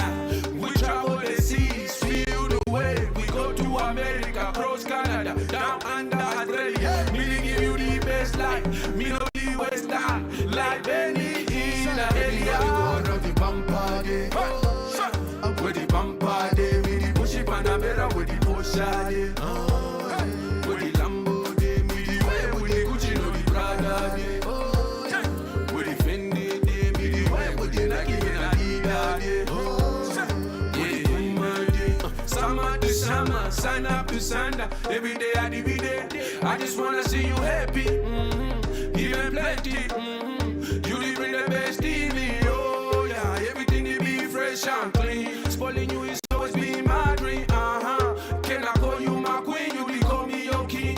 Nothing can be falling in between my precious you are. I see the ring, taking you places you never see. Miles away, call it Brazil. Please believe and trust in God of the bumper day. With the bumper day, with the bushy Panamera, with the Porsche day. With the Lambo day, me the way with the Gucci, no the Prada.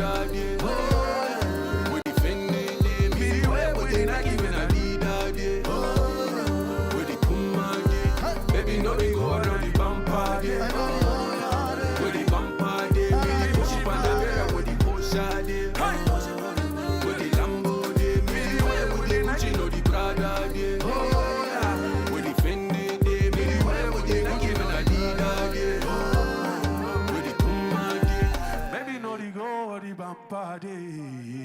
Yeah. Woo! The Faith on your Feel Good Breakfast show alongside Judd Harris. Listen, let's take a bow. You two are phenomenal. Thank you for bringing that beat.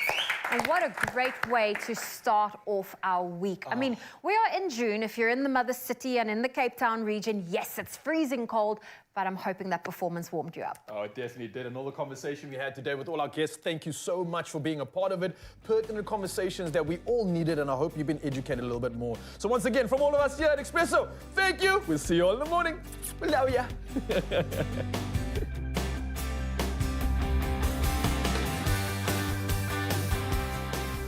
Another feel-good production.